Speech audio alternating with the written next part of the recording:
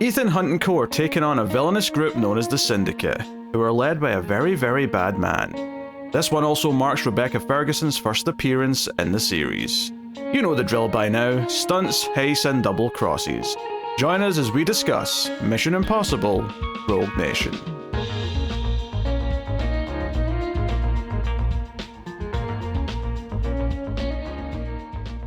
Welcome everyone to the Collector's Cut. I am Peter, and joining me as always is David.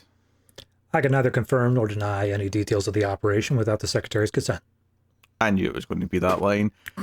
Welcome everyone, it's a movie podcast. We are working through the Mission Impossible franchise, building up to the new one. This is the 5th week of said franchise, therefore we are doing Mission Impossible: Rogue Nation. So we will start spoiler free, as we always do. We'll give you a warning before we get the spoilers, and of course if you're enjoying the show on YouTube, please do hit the like button. It helps us out a bunch if you do. Plus you can get bonus shows on Patreon and support us, but I'll tell you more about that at the end of the episode. So yes, this is 2015 this came out, about 4 years after the previous one. We're definitely into the era here, and it's 10 years ago, so it's weird calling it an era, but we're into the era here where I'm starting to really remember the advertising for some of these movies, because there's shots in this movie, because I only saw this movie the once. I saw it in theaters when it came out, but there's a few shots in this movie that are ingrained into my brain, and when they showed up, I was like, oh yeah, I remember seeing that in the trailer 80 times before I actually saw the movie. Just a little moment here, a little like head scissors takedown in a dress there. They're just like, yes, that was in the trailer. They were going hard on some of these shots and the marketing. But, and to be fair, even my favourite of the franchise, if you'd asked me what the plot was, like before I rewatched it, I wouldn't have been able to tell you. But if you'd asked me what the plot of Rogue Nation was a week ago, there is not a hope in hell I could have given you any kind of summary or what was going on or what the villain was doing or anything like that. All I could tell you is Rebecca Ferguson shows up in this one, and there's a bit of the opera. Like that's all I could have told you. I'm surprised the opera is what stuck out to you, because I felt like that was the sequence that felt like it should have been bigger than it actually was. Again, in the movie trailer. There was a lot of bits of that in the trailer. And I guess the hanging off the plane, but the hanging off the plane is not actually that big a sequence in the movie. It's kind of just the opening prologue. Like, here's a fun bit before the credits moment. So we'll get into everything. This was a first time watch for you. We'll dive in. We do have Jeremy Renner back, Simon Pegg's back, Ving Rhames is back, Alec Baldwin's here now as CIA man. So we'll talk about all that in good time. But to start with, simple question, David, what did you think of Mission Impossible: Rogue Nation? So we were really positive on the last one comparatively. We thought that there was, they finally got the formula down, the team efforts to it, the way of doing the action compared to all the spy intrigue and stuff like that. And I remember specifically ending that with, if this is going to be the trajectory moving forward, that I am happy with that. I think it is a solid choice to be made there. I am pleased to say that for the most part, I feel like we're still on a good trajectory, but I don't think this quite lives up to the fourth one. I think that this one is a step back in pretty much every category that I really checked the box on for the fourth one. The team dynamics just aren't quite as strong there. I felt like the plot was needlessly complicated in a few points, where it got to almost borderline on confusing.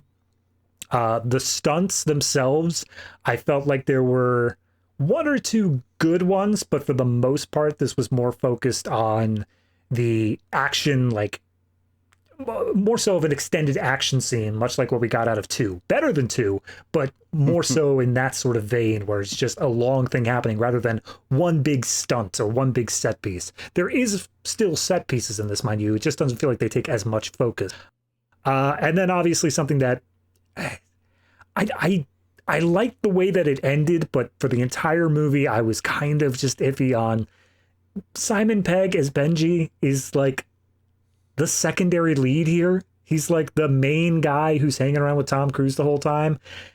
And I don't know if I'm quite in on his character to that capacity. I think he is perfectly like comic relief and doing that sort of like off the wall stuff. I like him in that, but as much focus as he was getting in this, I felt like they may have overused him. So again, a solid movie. I don't think that it's bad in any of the boxes that we would go through, but I do think it is lesser than 4 in pretty much all of those categories.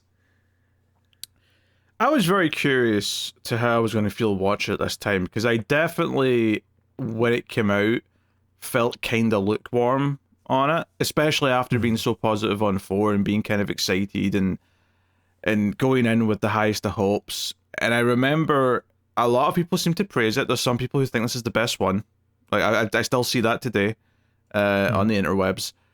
And I kind of feel the same as I did back then, which is that it's not a bad movie, like you say. There's fun moments and things in there. I do appreciate that it's not completely dropped the sense of humor that 4 had. Like, there's still like moments of levity. There's still moments where, you know, Ethan can have a silly moment where, you know, he can't get up or something and he's in pain, and we can kind of like not take it super seriously all the time. Although I do think this one takes its plot a lot more seriously than 4 does. Okay. For me, there's enough dings, right? There's a couple of big things, but it's mostly like 1,000 cuts things that makes me not love it. And it's like, so the big things is, yeah, the team dynamic, and this is actually quite frustrating to me, because the opening scene makes it feel like it's going to be a team dynamic movie, because the opening scene is, hey, they're all a team, they're doing IMF stuff, and then that quickly goes away once the plot actually starts, and we kind of like, we kind of build to it eventually, but for the most part, it's kind of Ethan on his own with maybe one person or something like that. So you've got that, which I do think is a step back. It's not what I liked about the previous movie, of course, but the other bigger problem for me is just the villain and the plot, I guess, which is, I just don't particularly like it that much. I think it tries way too hard, way too quick, as if it's the worst thing ever. And I just think it's, I don't know. I feel like they're going for these big ideas. Even the introduction of what the Syndicate is at the start of the movie felt a little off to me. And it never quite lived up, or never quite fixed itself. And the other big problem, the last of the big problems, is that what's one of the things that I've complained about throughout this entire franchise is that somehow, in almost every movie, Ethan has to be rogue, because he is now not officially considered a good guy by the CIA or the US government or whoever we're talking about as the powers that be. So he has to be on his own, working covert, and everyone's against him, blah, blah, blah, blah. The entire world betrays him. He's done with this world, you know. We're doing that again. I cannot believe they keep going back to that well, and it's almost weird to say that it would be so refreshing. And 4 is maybe the only one that kind of does this, and even then the team were kind of rogue as a group. But it would be so refreshing if we just had a problem to solve, and we didn't have to add in 3 layers of, oh, but our own government's against us, and we have to do this like without the badge for the movie. Well, that's what happened in number 2, and they're never going to do that again because it was in number 2. That was not the problem with number. Everything else was the problem with number 2. That was the one thing that wasn't a problem. Yeah, but they're not going to learn that lesson. They're just going to look at the numbers and say, well, we're not doing that again. So you've got that. You've got like the team's split up for most of the movie. Jeremy Renner's kind of stuck with the desk people for some reason for most of the film. I hate what they did to my boy Renner. I know. Like we gave him the MVP of the last one, and he's put on back burner here. I hate that.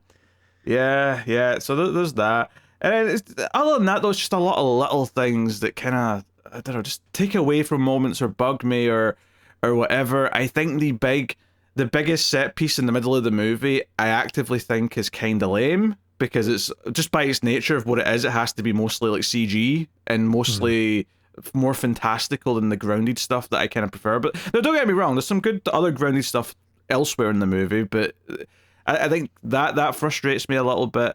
I don't think it flows as well because I'm not as into the plot. And I think one of the reasons why people like this movie is the introduction of Ilsa, right, which is Rebecca Ferguson's character. And don't get me wrong, it is objectively, unequivocally true that of any of the female cast members in this entire franchise, she by far has the most plot, the most time spent on her. However, a lot of that time is spent on, can we trust her? Whose side is she on? Yeah. And I am so sick of that plot device in Mission Impossible movies. Like, I'm just tired of it. So it's a really conflicting thing where I'm like, no, it's good that they're giving her all this time, and she's like, she feels like a big deal, and she feels like a factor, and she feels like we're really focusing on her. But the plot they've given her is exactly the same tropes that they usually give to some of the other characters, and I just can't be bothered with it. So conflicting. There's so many points in this movie where it's not even just Elsa, it's every character at some point is given the, but can we trust them sort of line. Like it's given to Ethan, it's given to Jeremy Renner, it's given to Alec Baldwin. All of them have the, but can we trust them sort of moment. And it's infuriating to watch as a movie because a lot of times the answer to that is clearly yes. You're sitting there expecting them to throw a twist your way because of them bringing up the question of, can we trust them? Instead, it ends up just being an empty, like, we just wanted to add some more tension to this scene for all of 15 seconds until we give you the answer of clearly yes. Feels a bit hollow. I also think there's some writing in this that I don't like very much, just in like a dialogue sense, where at one point when we're talking about the villains, Benji just says, they're like an anti-IMF, and I'm just like, I hate that line. And I know it's for the trailer. That was in the trailer. They had them say that so they could put it in the trailer. And I don't even think that conceptually the idea that there's just a straight up villainous IMF that are equal to them in every capacity is interesting. I think that sounds like a fine idea. I don't know if as I'm watching this movie, it actually feels like they are the anti-IMF. It just feels like they're their own group, and I don't know. You know what it feels like? It feels like every Mission Impossible movie where somebody defected from IMF and started doing evil things.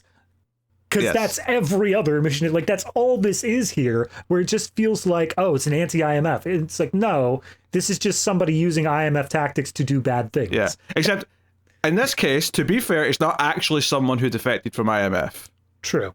Right? It's a separate thing entirely, but at the same point, they do explicitly say they're using our own tactics. So does it really matter? At that point, it's just a rose by any other name.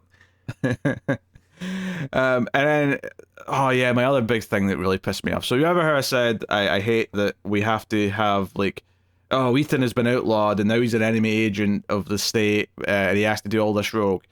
Mm-hmm. Probably my least favorite part of it in this movie in particular is the reason he is. Because the reason he is in this is just because suddenly Alec Baldwin turns around and says, I don't believe there is a syndicate. I think he's delusional. He's made it all up so he can do what he wants. And that's it. That is all the explanation you're ever given why he's now... It's just because Alec Baldwin said so. That's it. Yeah, I mean, it's a counterpoint where Alec Baldwin's whole thing is like, okay, hear me out, U.S. government. Do we need an IMF when we have an NSA, a CIA, and an FBI already out there? IMF seems to be a wasted potential there. Let's just fold them into CIA. And then Tom Cruise says, well, I'm not coming back. You can't make me. So that's also the reason why he's rogue. But yeah, the stuff that you're saying of the syndicate is kind of the extra little cherry on top of like why he wouldn't just be chastised, why he's actively being treated as a terrorist because he's making up the syndicate stuff and putting people at risk because of it. Yeah, I found that to be particularly frustrating.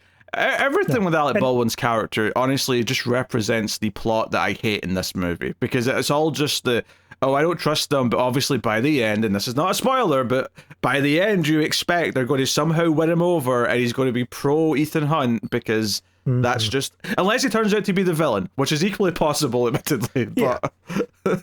It's a pretty simple flowchart. Like, person does not trust Ethan. Are they the villain? Yes, they will not trust Ethan. No, they will trust Ethan. The end. Dear. Yeah. I do want to agree with you though on the syndicate of how they're like introduced and how they're done in this, because At the very end of 4, as he's walking away, he gets the mission that says, we've been tracking this group called the Syndicate. And I don't know what that means. I am not familiar with Mission Impossible, but at the very least, there was that tiny little bit of like I don't want to call it sequel baiting, because it's not. If they had left it alone, it would have been fine to just be, and the mission goes on. But I like that at the end to give this little bit of a hint of here's where we're going next, and here's why it might be a big deal.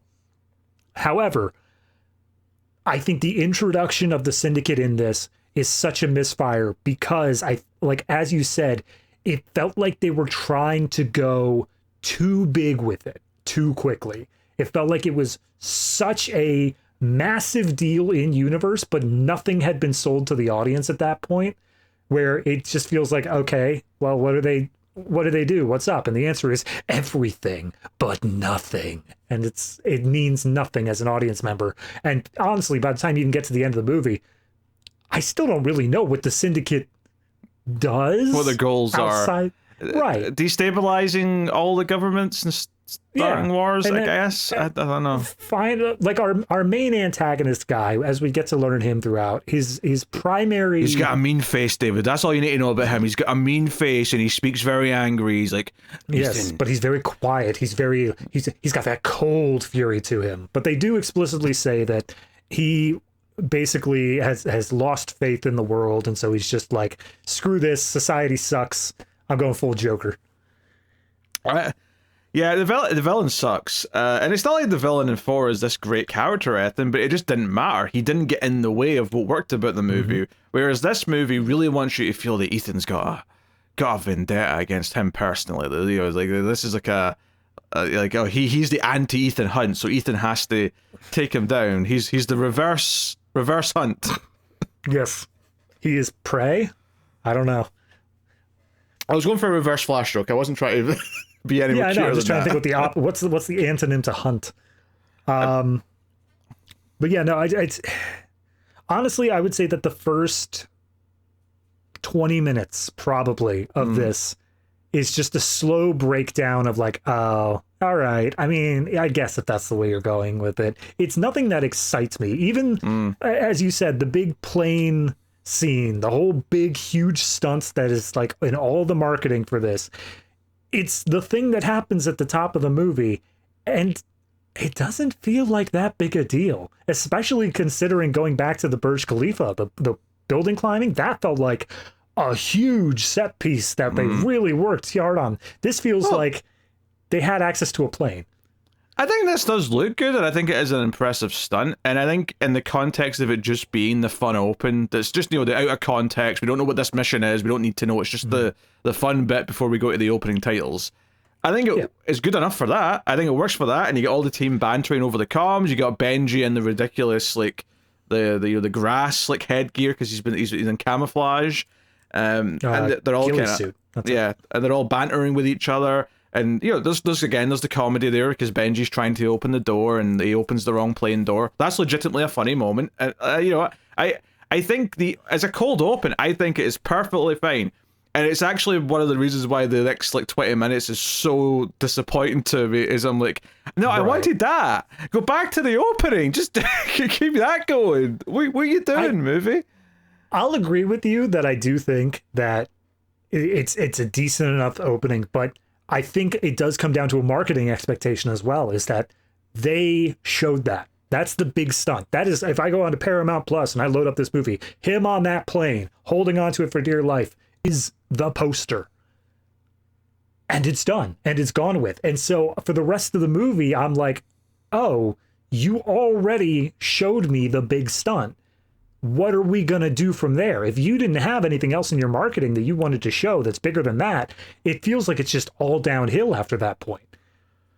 I don't know if I agree with that per se, because I think there's some magic to, oh, well, if they've done that at the start, what else they got? It can be the opposite. It can be exciting because they're saving... It can, but I don't trust Hollywood to do that. I mean, don't get me wrong, in this case you were right, because there is nothing as exciting stunt-wise for that. I mean, there's a good motorbike chase with a lot of fun, like, good practical stunt work in the movie. Like there is some good bits, and And I think, because for me, the appeal of the Mission Impossible movies, the ones that I like, tend to be that these set pieces, and when I say set pieces, I don't even necessarily mean the big stunt, although that often's included in these, but it's more just whenever they get into a situation where either it's like a heist or something where they're all in a location and they're all talking to each other and they've got like a goal, and just obviously it gets really difficult, impossible, you might say, like the thing they have to pull off, and it's like, how do they sort of navigate through that? That's where I'm at my most enjoyable, and it's why I think the team dynamic's so important to me. One, just because I want the character interaction to make me care about them a bit more, but mainly just because, like, whenever it's like, oh, Ethan runs off on his own and the rest are just kind of left behind, and it just becomes the action scene and nothing else, it kind of loses those extra dimensions that I think make it more unique to this franchise and more fun. And yeah, the action scene might or might not be impressive, it just kind of depends. So there's a lot of just things in this movie that I just don't like that much. I don't like the can we trust Elsa. I just fundamentally don't like it. I think the villain's kind of lame. I think the plot with the Syndicate's a bit overly convoluted, and I don't really get all that excited. And also, like, it wasn't as one-to-one as I kind of remembered it, but I still kind of have the general feeling that we're doing the big middle heist of trying to just get like a list of things out of a vault. Feels like we're just doing the first movie's heist again, but it's much worse because it's all CG and underwater. And look, maybe this is based on a real thing, this big underwater cooling thing, right? But even if it is real somehow, it still feels very fake and fantastical. Yeah. That's the it's different, but it's a similar idea to the Tiffany problem. Have you ever heard of that? I'm not aware of Tiffany or her problem, no. The Tiffany problem is that the name Tiffany can be traced back to like Middle Ages of Europe. Like there were people in the Middle Ages named Tiffany, but if you set a movie or a book back in the Middle Ages and had a character named Tiffany, nobody would believe you. Everyone would think that that's an 80s name, and like, why the hell would you have a character named Tiffany? It's that same sort of thing here where it's, sure, maybe there's some truth to what you're doing. Maybe you are Pull or something, but it feels like it's so over the top and crazy that at this point you're just doing magic. You're just pulling off insane magic tricks the whole time. One thing I did want to bring up, and it's you said that in the opening sequence, Simon Pegg opening the wrong doors is genuinely funny. I was amused, yes. I don't know. For me, I'm kind of a little bit getting annoyed with Simon Pegg just being the butt monkey, just being this absolute fool of a character who is a field agent, is someone who should be competent at these things, and yet continuously is screwing things up for everybody. I just don't know if I like that at this point, I feel like he's more of a walking MacGuffin than he is a character. He's just someone that's going to introduce an issue into the story wherever it's needed because things have gotten quiet for a bit too long. I think that's reading into this opening scene far too much, just because... No, the opening scene was fine, but I mean, over the course of the movie, this is a recurring trait. This is something that continually happens with him. I don't know. Obviously, yeah, there's like the third act thing where he's kind of in jeopardy, and that's like a big plot point, but I don't really feel that in the middle of the movie, and I think the opening is just supposed to be funny, because they even show that he's having to do all this on like a Russian computer, so it's all in Russian or something. So right. It makes sense why he would maybe open the wrong door, given that he's having to maybe his character's supposed to be fluent in Russian. I don't know, but he spoke Russian at the Kremlin when they were walking in as guards there. He spoke Russian there, so clearly he speaks it. Well, he spoke like 2 lines. And also, Russian has a very different alphabet, so there's a difference between speaking Russian and being able to actually read Russian as well, I would point out. Fair enough. I'm not saying that it's not unbelievable that this is the case. Obviously, it's what they were going for, and that's fine. And again, I'm even fine with him being able to make the mistakes there, but it just feels at a certain point like this character, if they didn't make him a field agent, that's, I think, my biggest issue here. They said, someone in the IMF signed off that this guy is able to do the same stuff that Ethan Hunt can do, to some extent. Like, that's the part that's bothering me the most here. I think that, to some extent, is putting in some heavy lifting there.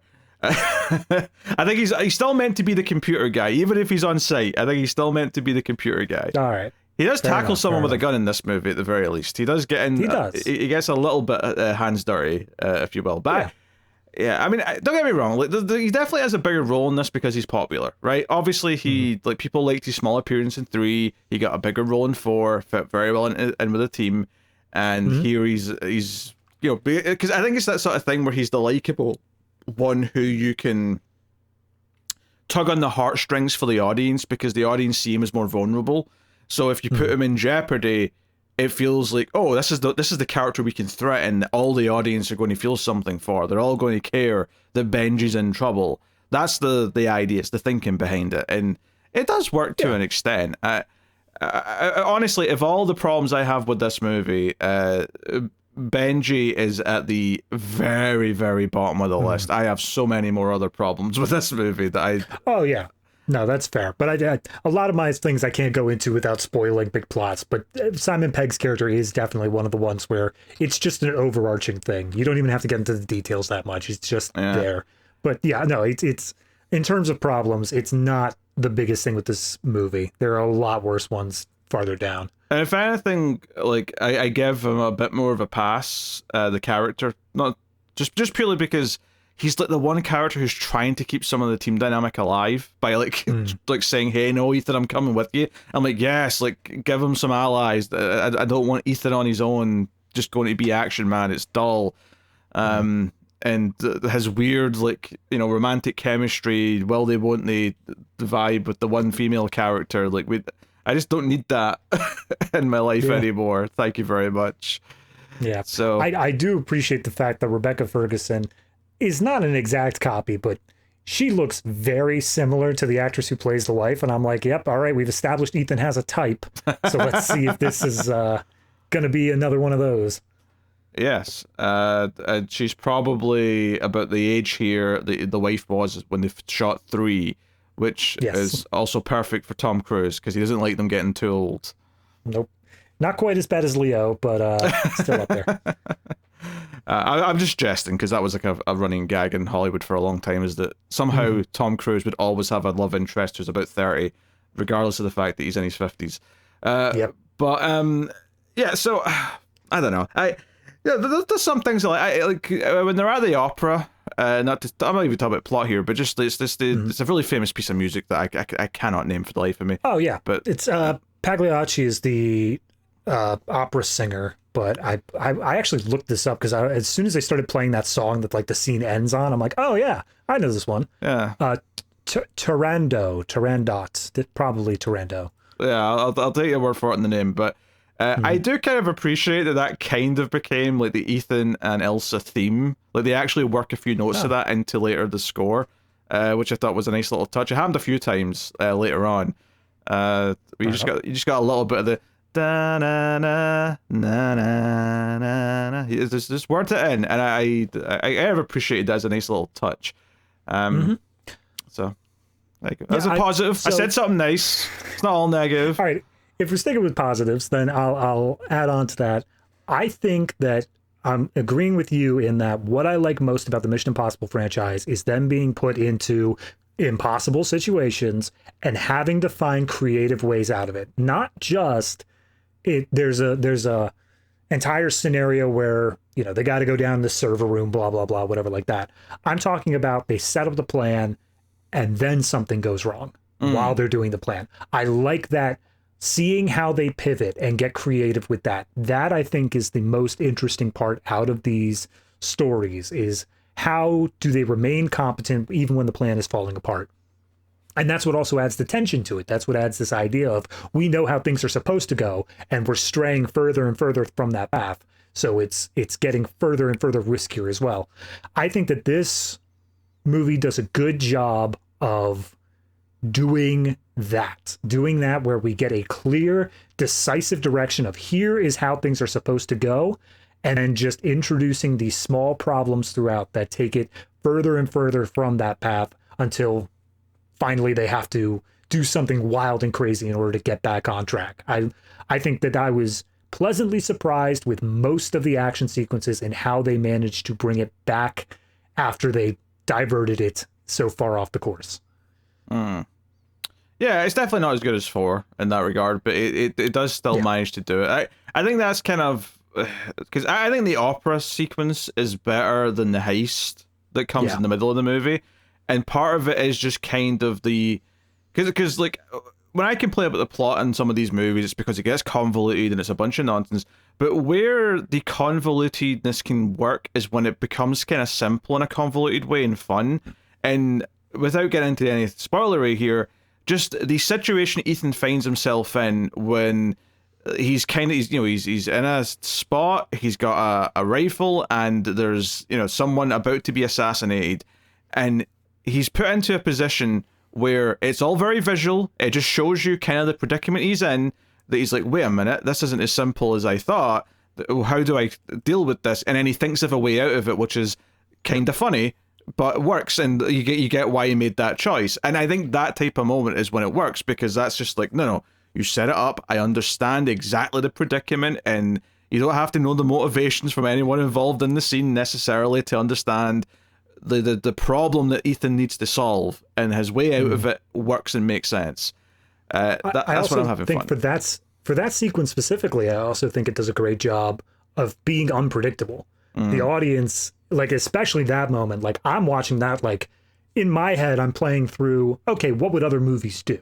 How would they solve this situation? And like, you could run through all these scenarios, but when he finally does make a decision, I'm like, oh, I didn't realize that was an option. And it's that creativity, again, that idea that they're finding creative ways out of these problems. That's the most interesting part. That's kind of why I think the underwater server room thing doesn't work, is because it's not a creative solution. It's just adding tension. It's just taking time off of the bomb timer to make it go down faster, rather than they're finding something new here. Yeah, there is one detail that I kind of like, but it's like one detail in a sea of things that I don't like that much. So, it's we'll get into the details, we'll get into spoilers. Minor thing to mention here that just kind of caught me off guard and annoyed me. So there's a bit in this movie where Benji's playing Halo, and he's playing it at like he's at a computer and he's playing it in a multi-screen way, right? He's got 3 monitors, and he's actually extended the view of the game into the other monitors. Now, that's something you can do in PC games. Perfectly fine, right? He's meant to be a nerd. Makes sense. But then in the drawer, you see that he's got the Xbox One copy of the game. You can't do that with a console game. So, I don't know. That just bugged me. It's really nitpicky, but it bugged me. Maybe, he's not just a normal nerdy guy. He's a super nerdy guy. Maybe he managed to jerry-rig a TV kind of display port that would stretch that wide. And so he just turned up the FOV to fill up all 3 screens. But that wouldn't be stretching, though. That would be actually making the game viewpoint like 3 monitors wide. Yeah, maybe that hacked as well. Maybe he hacked into it. I don't know. It's just Microsoft. How secure can they be? He's hacked into it. All right. I just made me laugh because I'm like, oh yeah, 2015. Yeah. What a different world we were in. 2015. Actually, I do want to bring up that a little bit. So, 2015. This was also around the time of like Force Awakens, stuff like that coming out. This was also, if I remember correctly, where there was a very noticeable push in movies, and this was not the first, but a noticeable push in movies of catering to the Chinese market. And I don't think that this movie did it. I think, none of those set pieces happen in like Beijing or anything like that. They even go anywhere, we don't even go anywhere near China in this movie. Go anywhere. But what was weird to me was twofold. One, the production companies on this, one is called like Movie China or like Film China something like that. It was Movie Channel China, because I noticed that. Movie Channel China, yep. And then it's followed up by Alibaba, which I'm pretty sure is also an Asian-owned company. So that felt weird to me, and I was like, okay, that's, production company's not a big deal. But the other thing that got to me was during the opening credits, they're going through everybody. They're hitting like, oh, Alec Baldwin's here, everybody else is here. But then what they eventually do is they credit a woman, and I've got her pulled up here. Her name is Jing Chu Zhang. And she is in the opening credits. She is given like a big thing there. And I'm watching through the movie, and I don't figure who she is. I have no idea. So I'm like, okay. Is this one of these things where they had like extra scenes in the Chinese version? Maybe, I don't know. But like what I finally found out who this character was at the beginning when Benji's giving a polygraph test. There's that woman sitting there. Oh, the polygraph, like yeah, she's operator? given top billing in the top of this movie. And I'm like, is this kind of catering to the Chinese market a little? I'm so confused. Probably is. She's probably a star there. Joe, it's so funny though. You said this about the name, and I'm like, I don't even remember an Asian woman in this entire movie. And then now that you've said it, I'm like, okay, yeah, I can remember her being Asian now. But that's how minor the role is. It's like a one scene character who isn't really a character. She nods at Alec Baldwin once. Like that's the trivia on IMDb says, despite receiving top billing at the beginning of the film, Zhang has just 2 lines and 30 seconds of screen time. And that's what, like, I look, if you got to cater the movie to China in order to like fund whatever, make an extra amount of money, so be it. That's Hollywood marketing, whatever. But this one just felt exceptionally not only flagrant, but also two-faced about it, where it's like, we just wanted you to think that when you're going into the movie. No, because I know Iron Man 3, there was like a famous actor as a doctor in like one, and then in the regular cut, he's a blink and you'll miss him. He's not even got a line, I don't think. But that scene's extended for the release in China, so that it's like, hey, he's got like a prominent scene, and like, hey, we all know who this prominent star is in China. Yeah, I don't know. It's a weird thing they were doing for a little bit. I don't know if they're doing that much right now with all the tariffs going on and whatnot. If it feels like American movies might not be allowed in China for a while. Yeah, it feels like we're not going to be able to talk about China for a while.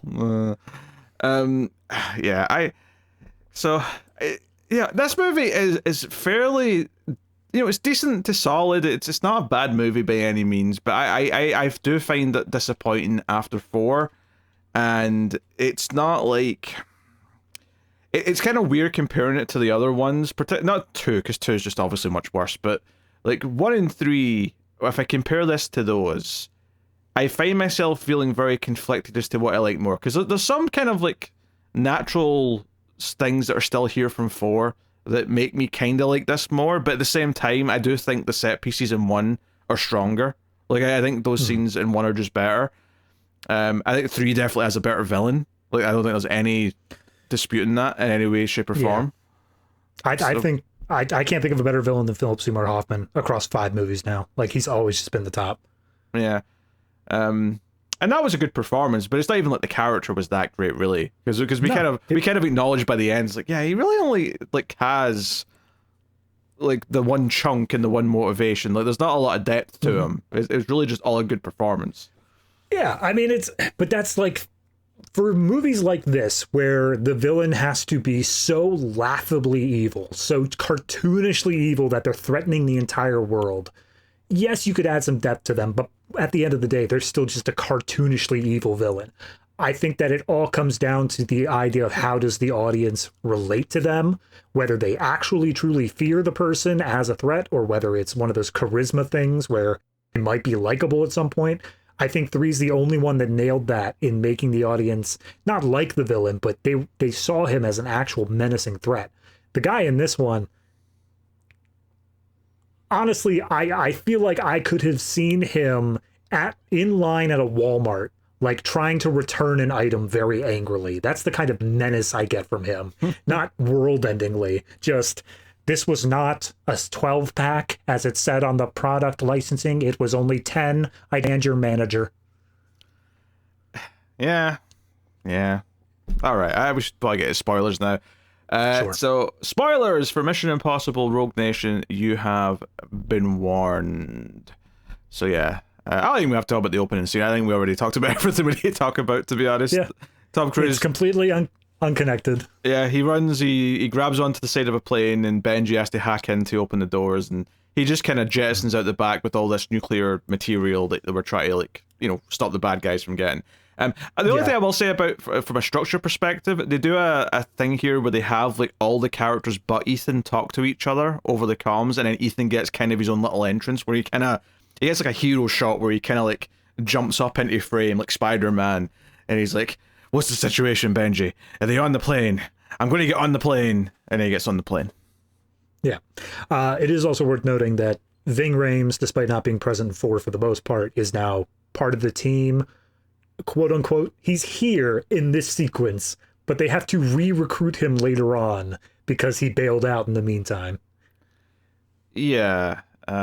Well, that's the thing though, because even this scene, Renner's character Brant is back at like base, like he's just sort of in on the call, as it were, kind of running from base. Yeah. So I don't know. Either way, the opening's fine. It's got a decent bit of fun. It's got a bit of humor, whatever. The real star of the movie, though, is Ethan is in London.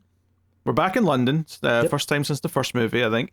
And he goes into like a record shop, and it's basically just the scene where he says a bunch of things in code to get like a vinyl for the listening booth, which is actually the high-tech message of, you know, your mission should you choose to accept it. Now, what stuck out though in this scene is that the girl running this shop, who kind of like, okay, this is an agent who's saying the secret things, I'll say it back, and she's like, "Wow, you're really him.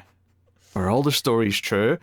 And I'm like, I feel like I should remember this scene, because this is actually almost comical, just how much this 22-year-old is fawning over Tom Cruise. He just kind of smiles at her. And obviously the reason why they have this moment is because they want the audience to care a little bit about her for like 30 seconds later when she's killed by the bad guy, which is so funny because the bad guy even references this like much later in the movie. He's like, "As soon as I killed that innocent young woman, I knew you wouldn't stop until you got me." Look, God bless the actress. She got a speaking role here. She's an actual character with a name. I'm fine with that. But like, yes, as soon as they have her opening her mouth and being like, "I've heard stories about you. They can't all be true, right?" And Tom Cruise gives that little smirk. I'm like, God damn it. Why are we trying to already at this point in the movie, like, do this thing of Tom Cruise is a legend. He's the best of the best. Oh. We've been doing that for like 4 movies now. Hey. My least favorite, but also favorite line from this movie, right? I hate it. It's a terrible line, but I kind of love it because of how terrible it is, because it's so shameless. Is it Baldwin? Is it Baldwin at the end? At one point, he says, "Ethan Hunt is destiny manifested." And he set his sights on you. It's such a bad line dialogue. I'm like, look, Ethan constantly proves to us, the audience, of how good he is at what he does. He doesn't need to be like talked about in this way. No, I think the proper way to talk about Ethan for somebody who doesn't actually know him is with this sort of reverence to him. For people who are in the know of Ethan, at least. Because, again, if you're a secret agent who's well known, you're a bad secret agent. Yes.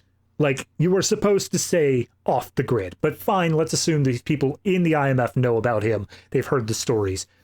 It's okay to have a little bit of reverence about it.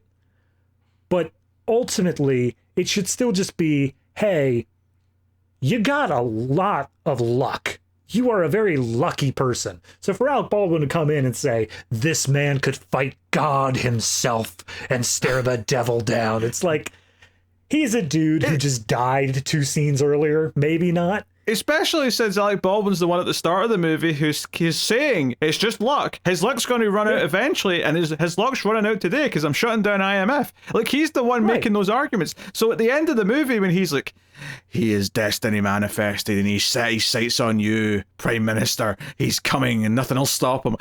Like, you've changed your tune. All of a sudden, you're scared of him like he's the devil. Like, what's happening? Anyway. Yeah. So the whole thing here, and this was my first kind of like, oh, I don't think I like this moment, is he goes into the booth and he gets the message and it's like, "Oh, you've been tracking Syndicate, blah, blah, blah, blah." And then all of a sudden, the message takes this just weird turn where it's like, but you won't do that because we are Syndicate, and the mission, should you choose to accept it, is to die, Mr. Hunter. That's not what it says, but it's something like that. And I just remember the music sort of sting as the message turns, and just sort of thinking, like, I just... Look, I get the concept. I agree. I know the feeling that you've got here. Yeah. I had that same feeling. I felt like, okay, I get what you're going for. I think there's maybe a place and a time to do this little swerve where you think you're getting a message from IMF, but it's actually the villainous organization who's somehow, tricked you or somehow sent a message the way they would, whatever. But it just kind of fell flat, especially since he then just turns, he's trapped in this cubicle, this listening booth, and it starts filling up with gas, and he has to watch as our main villain, it turns out, is standing there with a gun to this woman's head and then shoots her in the head. And then Cruz falls asleep from the gas, and that's kind of your first big, like, the plot's kick-started now. This is our inciting incident of the whole thing. Yeah. So, a lot of this movie, as we said before, deals with this idea of Alec Baldwin thinking that Syndicate is all just made up nonsense baloney by Tom Cruise, and that's why he's being hunted, is because they think that he's been performing all of these terrorists under the name of Syndicate for himself to catch. Yeah, I mean, obviously, I get that it doesn't matter, and obviously we're going to believe that Syndicate's real because of our perspective in the movie, but his weird belief that Syndicate's just something that Tom Cruise has made up is really weird, given that the fourth movie ended with us seeing Ethan get the message, hey, we've been tracking a group called Syndicate, you have to look into it.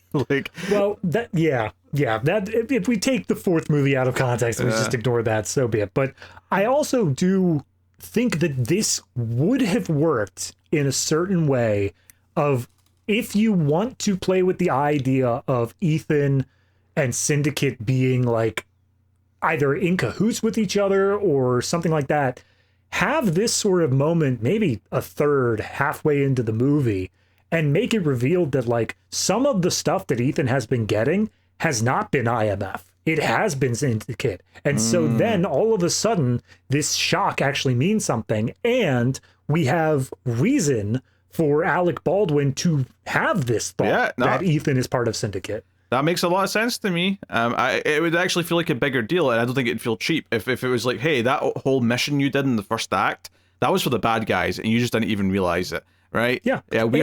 And later on in this movie, there is a mission they do that is for the benefit of the bad guys. So all you need is a little bit of reshuffling here, and it could have worked. Yeah, I mean, the context of that's very different because they know it's for the bad guys and they're just kind of being forced into it. It's different from being tricked. I'm talking about the water cooler scene, the server scene. Well, yeah, but even then they know it's technically for the bad guys. Oh, well, yeah, but I'm saying you just restructure that a little bit. You change it up as to, like, the reason why they're doing it, and all of a sudden it's perfectly set up that they were doing this for Syndicate instead of IMF.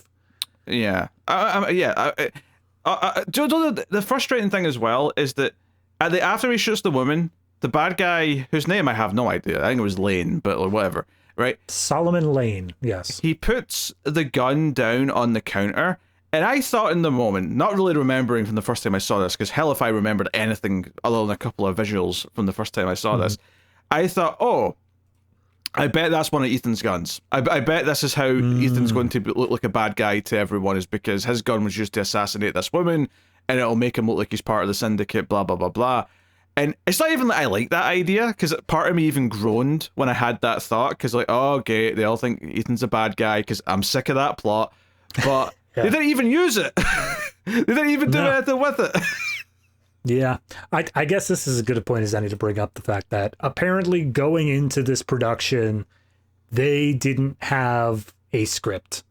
They had the set pieces. They knew what set pieces they were doing, but even according to one interview, they knew that Benji was going to go steal something to do the water cooler thing, but they didn't know what he was going to steal yet. They just knew he had to go steal something.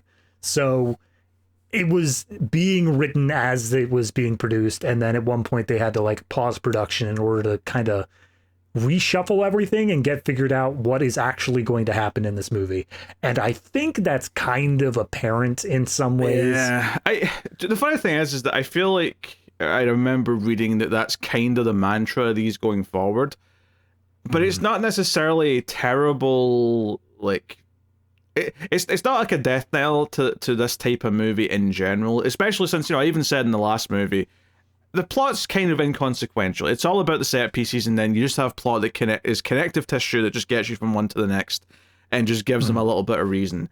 So I think you could do it that way, but I kind of agree that this feels a bit messier in terms of just, giving a shit about what's going on. Like, because even the introduction of Elsa, which is kind of what we're getting to next, right? Where Ethan wakes up, he's like, got his hands tied up, he's tied to a pole or whatever, and about to be tortured. Elsa comes in and she like looks at him all menacing, and she's, what do you do, whatever. But then a bunch of thugs come in as well. The Bone Doctor, I think, is one of them. The cousin of Bonesaw from the Spider movies. And they're like, nah, we're going to torture him. Like, the boss wants me to torture him, not you, Elsa. So Tom Cruise ends up kind of like kicking him away, which knocks him out. So then she goes full like super spy and starts like fighting everyone else. And I mean, okay, there's a bit of physical impressive stuff here where Tom Cruise kind of has to like shimmy backwards up this pole because he can't unlock his restraints. And it is a physically impressive little a bit of athleticism. Yeah. I will say that. So cool. But immediately it's like, okay, she helps him get away, but she doesn't go with him. She's like, no, I have to go back. We just killed all the people who saw me do that, right? The one guy who's alive get knocked out. I have to keep my cover. Off you go. And it's like, okay, all right, interesting, I guess, as from a character introduction goes. Yes, but even then you can see the sprinklings at that point, because she doesn't reveal anything about herself. We don't know why she helped Tom Cruise, so you can see these sprinklings of the entirety of her plot's going to be, can we trust her? And it's already, as soon as we finish with this scene, a little bit frustrating of, can we just know who these people are? Do we have to do the whole song and dance here? Yeah, and I feel like the people who like this movie, or really like this movie, probably loved that part of it. I have to imagine they do. I can't imagine you love this without loving the can we trust the other person plotline. If you don't, you lose 50% of the movie. So yeah, I think it's kind of a requirement. Yeah, I'm just tired by it, honestly. It's just not something. It's just a big trope to me at this point. But I mean, I'm okay with them doing a can we trust them storyline if it feels like there is going to be a payoff to it. But even from the word go on this one, it felt like it was very obvious what the answer was here. And that's not a matter of what the movie's saying. It's a matter of metatextual stuff. Like Rebecca Ferguson as a character, you've made the attractive woman here, the can we trust them. Just cinematically, that's usually a way of saying, yes, you can. Unless it's a femme fatale character, but that's not the feeling that we're getting at here, because she starts menacing and then goes good. If you did it in reverse, then you might have a better option. I mean, she does have femme fatale quality. Like, the entire stuff at the opera is all femme fatale stuff. Oh, yeah. And that's where the opera, like you said, I think the opera's one of the best scenes for this, because it does manage to play with these very interestingly, but it after that, that's still 2 hours of the movie left. Yeah. So, yeah, and by this point, Alec Baldwin's, basically convinced the council to shut down IMF. Brings up previous movies and is like, they broke into the CIA once, the bastards, so we're still salty about that. They had a nuke hit San Francisco, and then Jeremy Renner's like, we disarmed that before it exploded, and Alec Baldwin's like, oh, well, that's okay then. Well, it is technically, yeah. When you say a nuke hit San Francisco, it sounds quite bad. But we say, no, a disarmed nuke hit San Francisco. I think he then follows it up with, and the only reason it was a problem was because your team gave the terrorists the codes knowingly. And Jeremy Renner's like, I can neither confirm nor deny. I mean, technically he's right. Yeah. There is some truth in that, but that was the best movie in the series, so I will not hear any slander, Mr. Baldwin. No, you're right. Yeah. Anyway, I mean, Benji, because IMF is shut down, Benji's now just working a desk job at the CIA, playing Halo, as we pointed out. on the in between, Tom Cruise and Jeremy Renner talk to each other. Renner says you're shut down, and he's like, "All right, well, I'm not coming in. Don't try to find me." And then we cut to 6 months later. Yeah, yeah, but it's not like a defiant thing to Renner. It's just like, hey, I'm going off grid. We never had this call, so you can't be questioned or anything. So, right, he just goes off grid so he can go and investigate whatever the syndicate is on his own, and he's kind of now CIA's most wanted #1 or whatever. Yeah. So there's a whole bit here where it's like, okay, he's going to try and contact Benji or someone for help, surely, right? And Benji gets these tickets to the opera, and we get a whole sequence where he has to do a lie detector test every week to prove that he's not speaking to Ethan Hunt. So we get that sequence. I enjoy that sequence from the viewpoint of he very cleverly never says, like, no, Ethan has not contacted me. Because he goes on a whole thing where he's like, you honestly think I'm friends with Ethan? He puts me in danger, all this horrible stuff. Like, Ethan, and I don't know Ethan anything. But he never says, no, he has not contacted me, because he just got the tickets earlier on. Well, that's the thing, though. Benji doesn't know that's Ethan contacting him.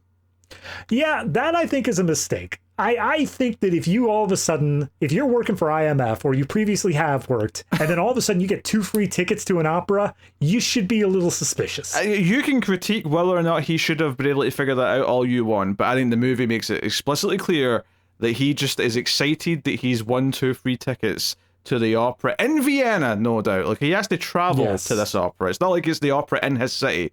He has to go to Vienna. That makes it a real opera. Local opera's boring. Foreign opera, that's where you're at. Yes. You have to go to Austria. You have to go to speak German, because it's more operatic that way.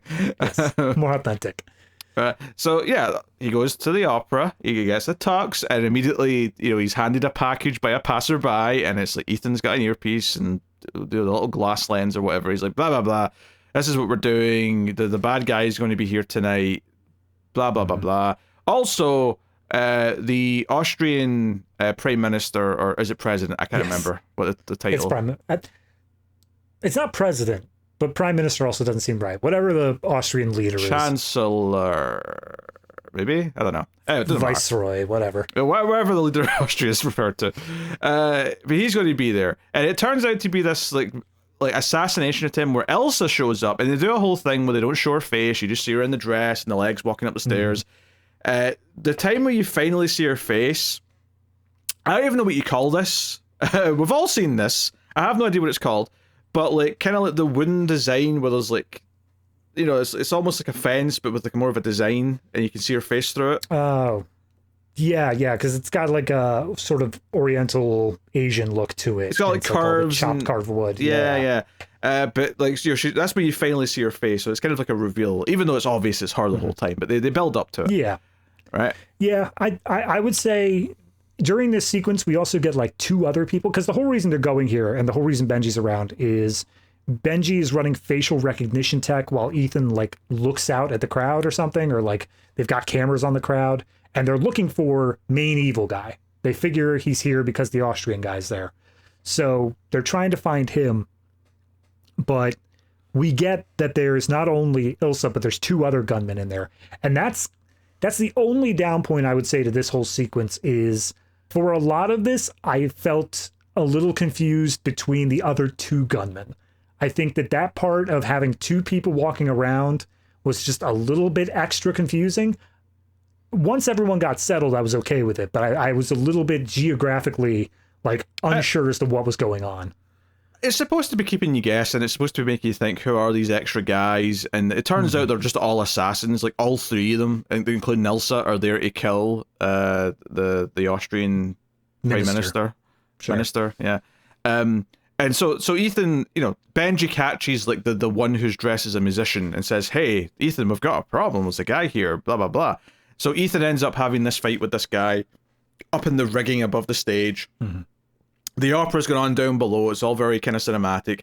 And then he like gets this guy's gun, which was disguised as like a clarinet or something like that. So it's got like a musical instrument kind of look to it, but it's like a weapon.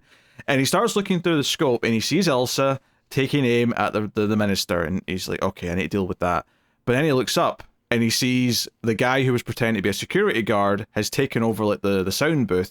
and he's got a gun pointed at the minister, and he's looking backwards and forwards at both of them, and he's like, God, what do I do? Like, I've got two people like trying to assassinate this guy. How do I solve both of them at the one time? They explicitly show he does only have one bullet as well, Yes. because he loads it in separately. So he only has one shot at this. And this is the fun part to me, is this kind of dilemma that he has here. And because it's not just that it's a fun dilemma, and obviously the solution is that he shoots the minister himself in the shoulder so that he'll move and take cover, and his security will all get in the way and whatnot. Like, that's like a smart solution. It's good. Obviously it makes him look bad if anyone knows that he's the one that shot him, but it does have a good logic to it. But I think it all just feels a little bit playful. There is something inherently just a little bit funny to me the moment where he realizes, wait, there's multiple assassins? Oh no, what do I do here? Like, there's a little bit of a playfulness to the setup rather than just being ultra serious, right? Don't get me wrong, in a very action spy movie kind of way. But still, I would describe this as playful. I disagree with you on that, but I'm not putting the movie down for it. I think that once there's the reveal of extra assassins, that's where it felt more tense to me than anything else, because it felt like I can't get out of this like back information. There are two people, I can't take care of them both before they're going to take the shot, and it just felt like it cranked up the seriousness more than made it more playful. But again, I like that. I like this extra tension that the situation as they believe it was went wrong, and now they have to find a creative solution out of it. No, I just can't take it seriously as much as that. That's fair. No, Fair I think it's playful, and it's just having fun with the genre that it's in more than anything else. It feels self-aware and kind of knowing in a way that I think Ghost Protocol felt self-aware a lot of the time of like what it was playing with. Yeah, I guess what it really comes down to for me is I was waiting for, if we were going playful, I was waiting for Tom Cruise to have more of a reaction that was like flustered rather than panicked. I got a panicked reaction from him, whereas if it were playful, I would be expecting like a rolling his eyes and like sighing or something like that. No, that'd be over the top. I actually disagree. I think he does have a flustered reaction. There is a moment where he's looking between them where I got that from his face. So I just disagree with that. Yeah, just different reads. Again, it's not, I don't think it's any worse because of that. I love the scene, and I love the choice that he makes to shoot the guy, because I didn't see it coming. And that's, I think, the best sign of it is that it's creative in a way that keeps the audience guessing as to what exactly is going to happen. You can get the broad strokes, but the exact details are where the fun parts come in.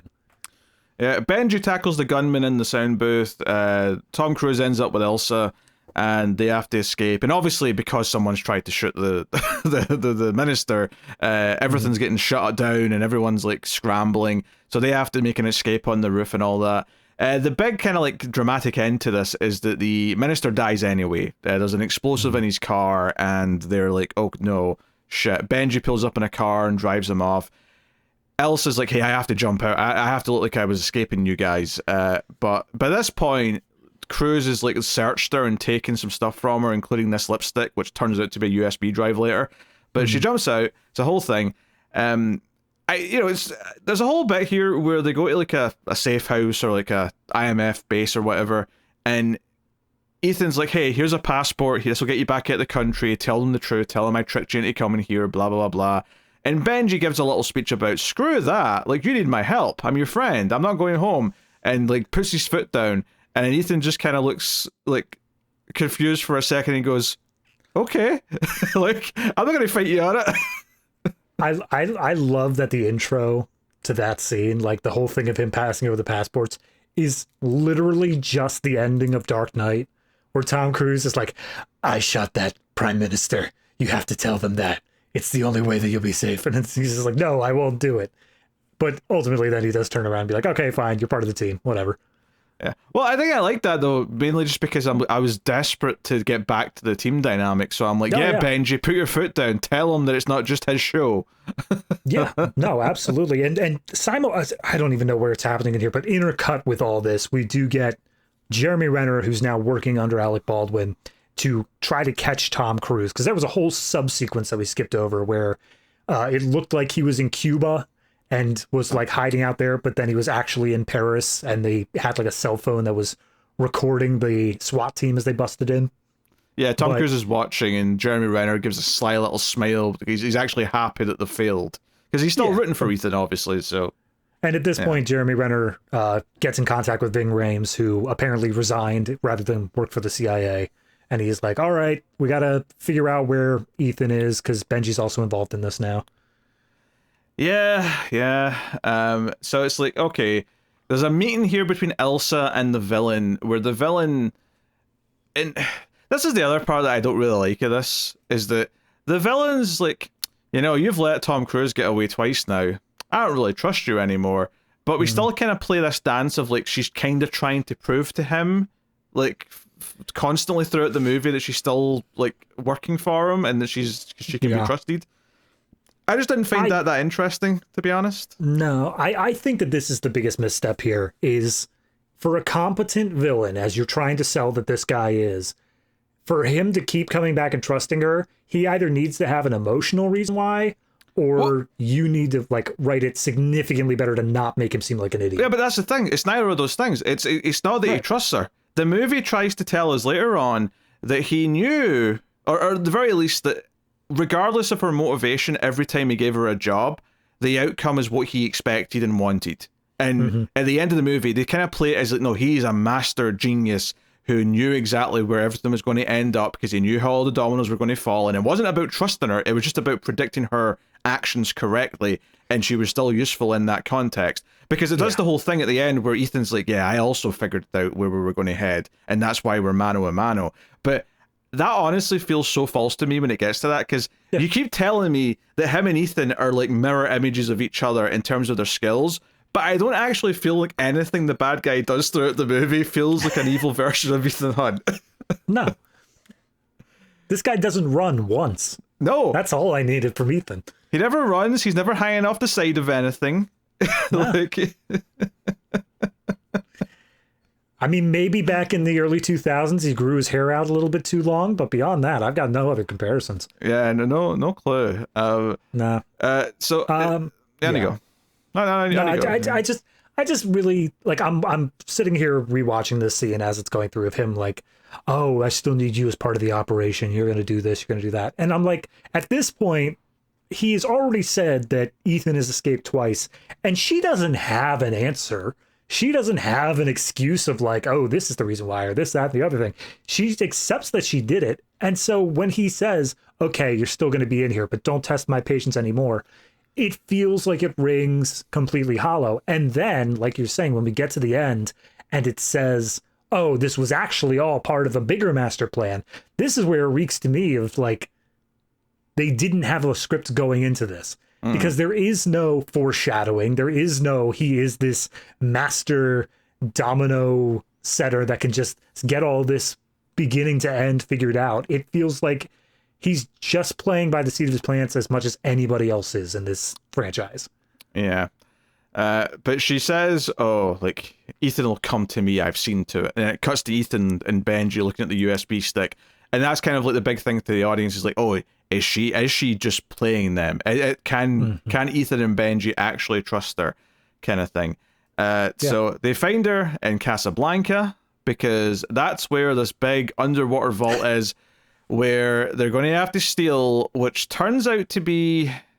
do you know what? It's not even just that they're stealing something very like in a similar sort of style scene to the first movie. The data they're stealing is a very similar thing as well, because it's basically the list of all the agents that are part of the syndicate, as we find out later in the movie, which is basically just another version of the knock list.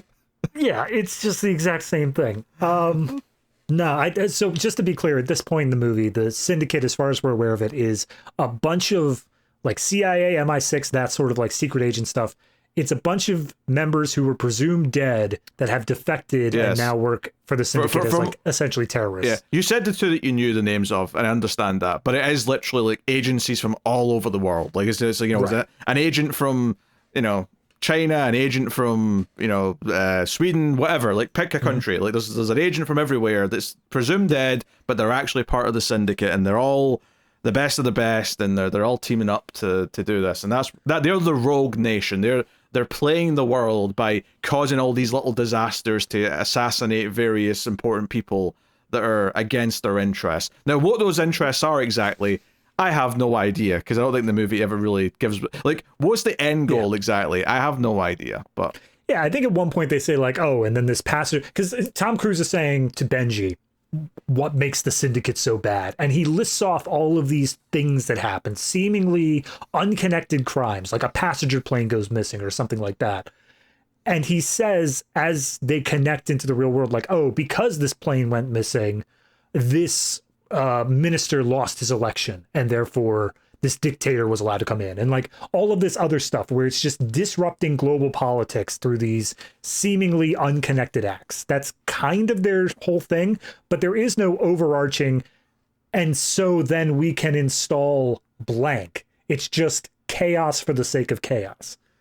Yeah, it's kind of like in the real world when someone says, oh, they're just playing to this agenda, and you're like, but what is that agenda? Like, yeah. Obviously here they have an agenda because they're doing a lot of very specific bad things to have cause and effect, but I still genuinely have no idea what their overall agenda actually is.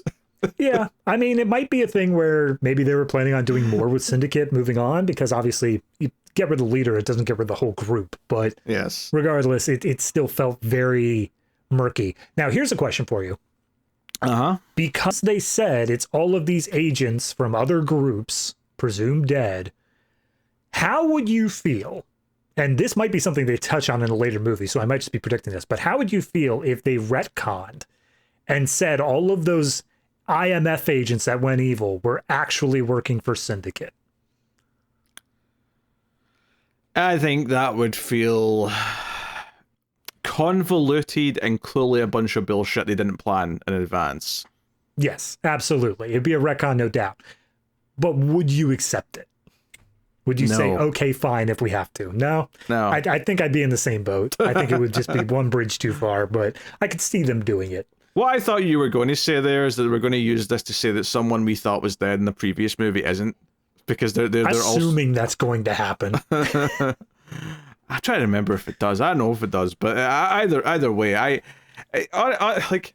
So we get to this part of the movie anyway, right? So they're in Casablanca, and Elsa explains that she is here to try and prove herself to the main bad guy Lane by stealing this thing, right? This data, and the only way to get this data, and this is the thing. The Tom Cruise diving into the big water cooling thing with the big... and it's not even... See, if it was just like, oh, there's a bunch of stuff that's cooled by water, that'd be fine. But it's this big turbine that turns around like constantly throughout the whole thing.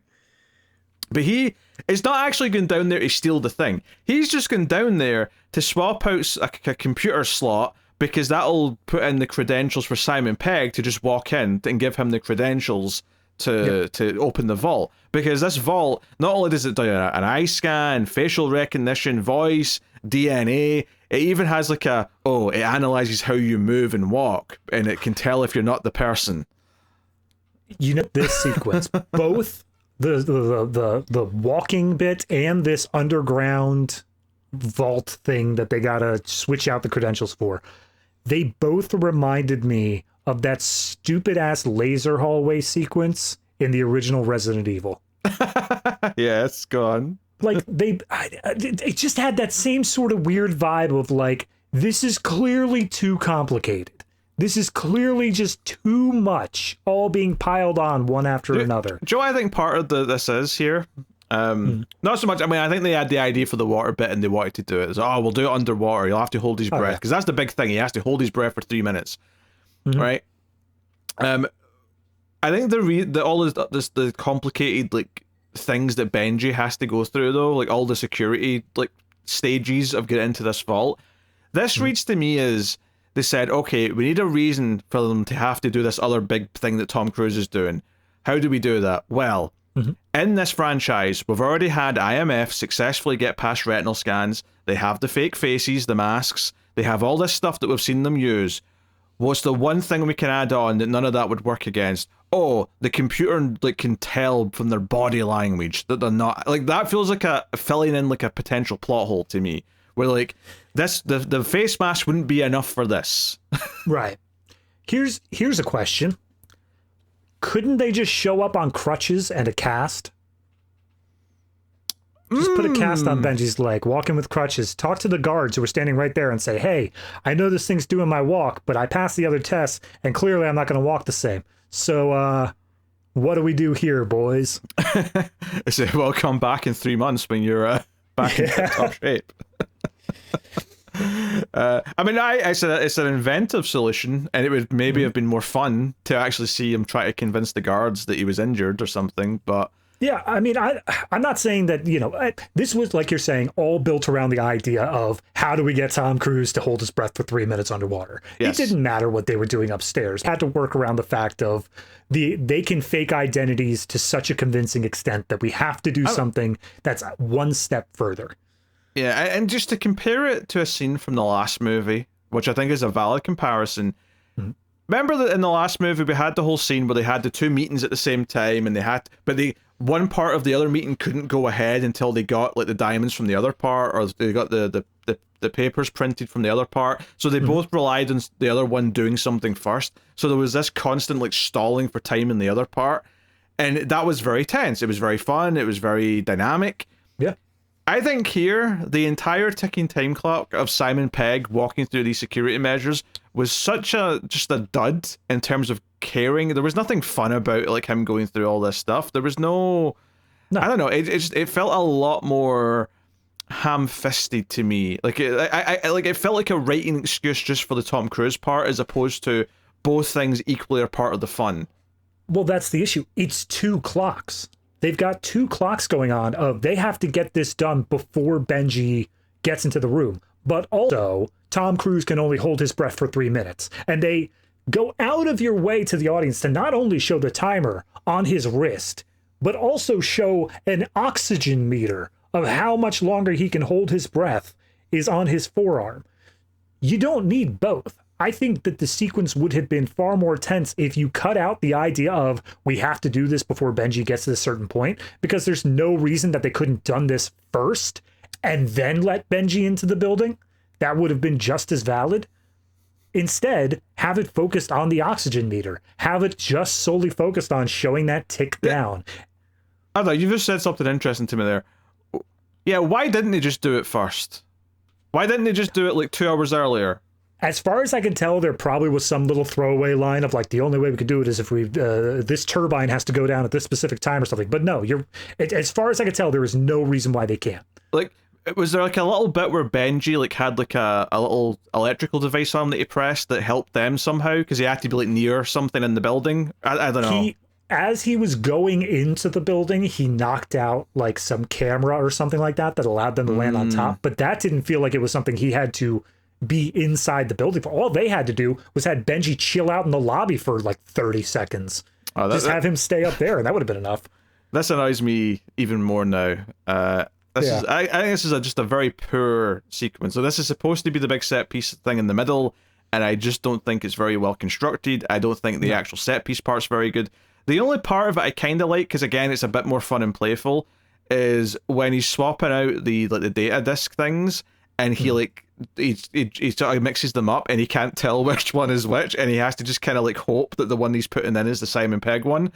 I'd like, you know what? I actually kind of like that as like just that moment where he looks at the 2 yellow things and he's like, oh no, like we didn't put like a mark on the one that I'm putting in. Like I only knew because it was the one that I had in my hand which one was which, and now I don't know because I had to go and like collect them after I got hit with the big turbine thing. That's like the one little detail in here that I had a little bit of fun with. I'm like, okay, because you can see that flustered look in his face underwater where he's like, oh no, oh shit. I like it from the viewpoint of I'm glad something went wrong here. And the other thing that went wrong was he got, he's about to do it and then he gets hit by a big robotic arm that's just kind of swinging around the room randomly. The thing I don't like about it though is there's no creative solution. Like it is literally just down to flip a coin, there you go, that's the choice you make. And it's good for tension, but it's not good for the idea of I like seeing creative solutions to these things. And that's why I think the sequence as a whole didn't work for me, is that it's not built around, oh, this thing went wrong and we have to be creative about it. We're just keep on lowering the timer more and we just have to do it faster. I mean, I don't mind having like a little thing that's left to a coin toss in there. It's almost like, hey, we can think of a way out of like 99% of things, but every so often it does come down sometimes to just having to, take the leap of faith. Like I'm okay with that a lot, but admittedly, yeah, I agree. Like because the rest of it's not that good. Yeah, the whole sequence is lacking. But I think that moment on its own is perfectly fine. Because yeah, he gets knocked out and Elsa has to come down and save him, because you think, oh, that's him dead. And they do the whole thing. And after the whole heist bit's done, and they're waking Ethan up with a defibrillator in like the sewer or whatever they are, right? This is where, like, I think it gets better. Like, I think the whole bike chase segment, just because it's a pretty solid action scene, is better than what the heist part was. And part of it is because when Elsa kind of betrays them here and, like, takes the data from Benji, and, like, Tom Cruise is awake at this point, but he's, like, still too weak from, like, you know, technically dying and being resuscitated, that he can't get up. I'm like, oh, what's happening? Like, oh no, Elsa, what you got? And he just can't get. I'm like, okay, there's at least a little bit of, if we're doing the can we trust her or not, there's at least if you're going to have a little bit of humor with it, I can at least kind of enjoy some of that to an extent. But for me though, it's really once we get into the bikes and we're chasing around all these narrow streets and stuff like that. I mean, the comedy of, like, Ving Rhames and Jeremy Renner are now here trying to track down Ethan, and like they're just basically being an awkward married couple, like arguing about how to drive throughout the whole thing. But where it gets fun is Ethan when he's on the bike, and night and day from the stuff in 2 when he's on the motorbike.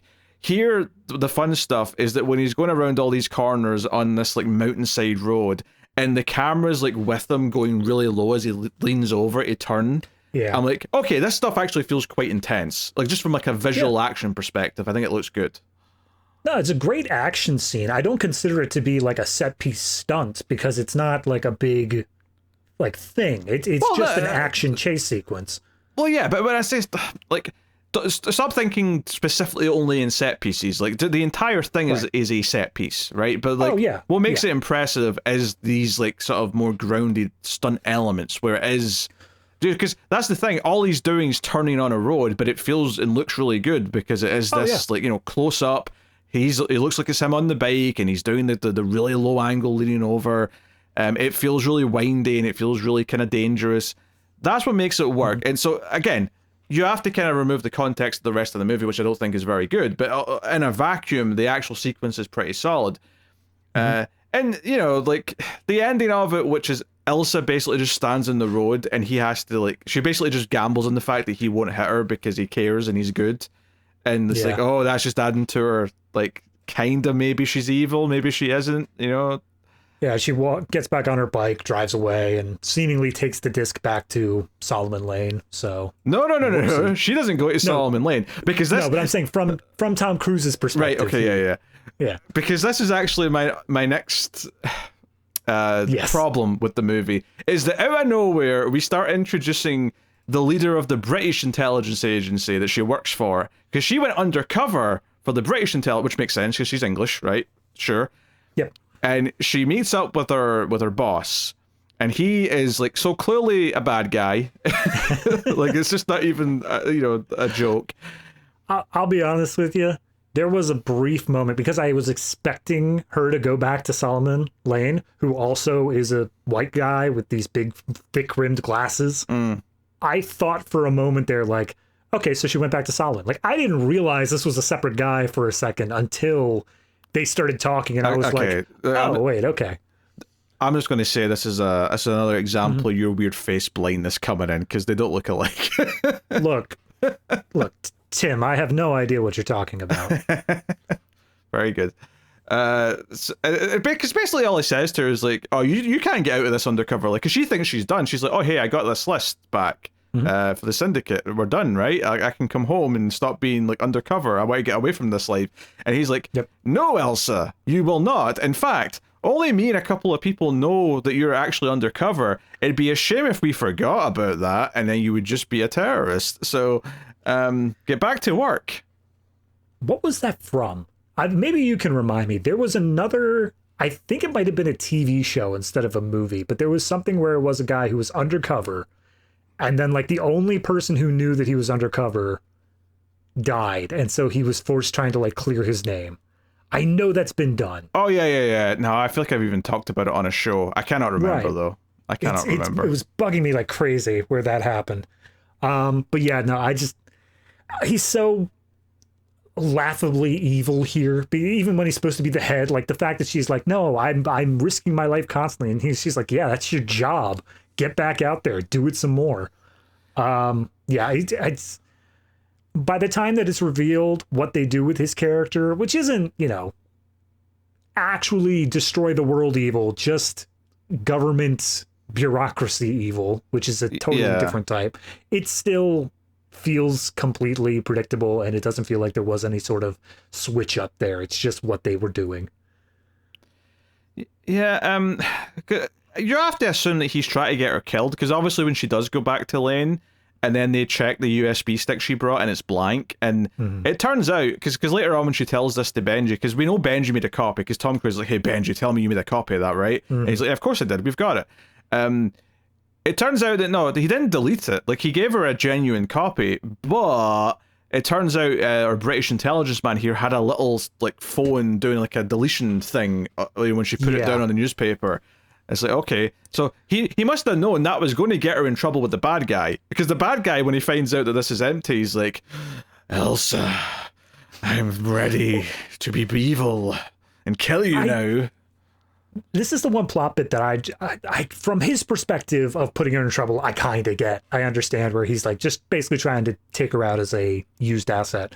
But how does this work? Like, what is the villain assuming here? Because she says, hey, I got the drive. I looked at the file, but it was like super encrypted. I had no way of getting into it. And then she passes it over and they're like, it's empty. What did he think her game plan was?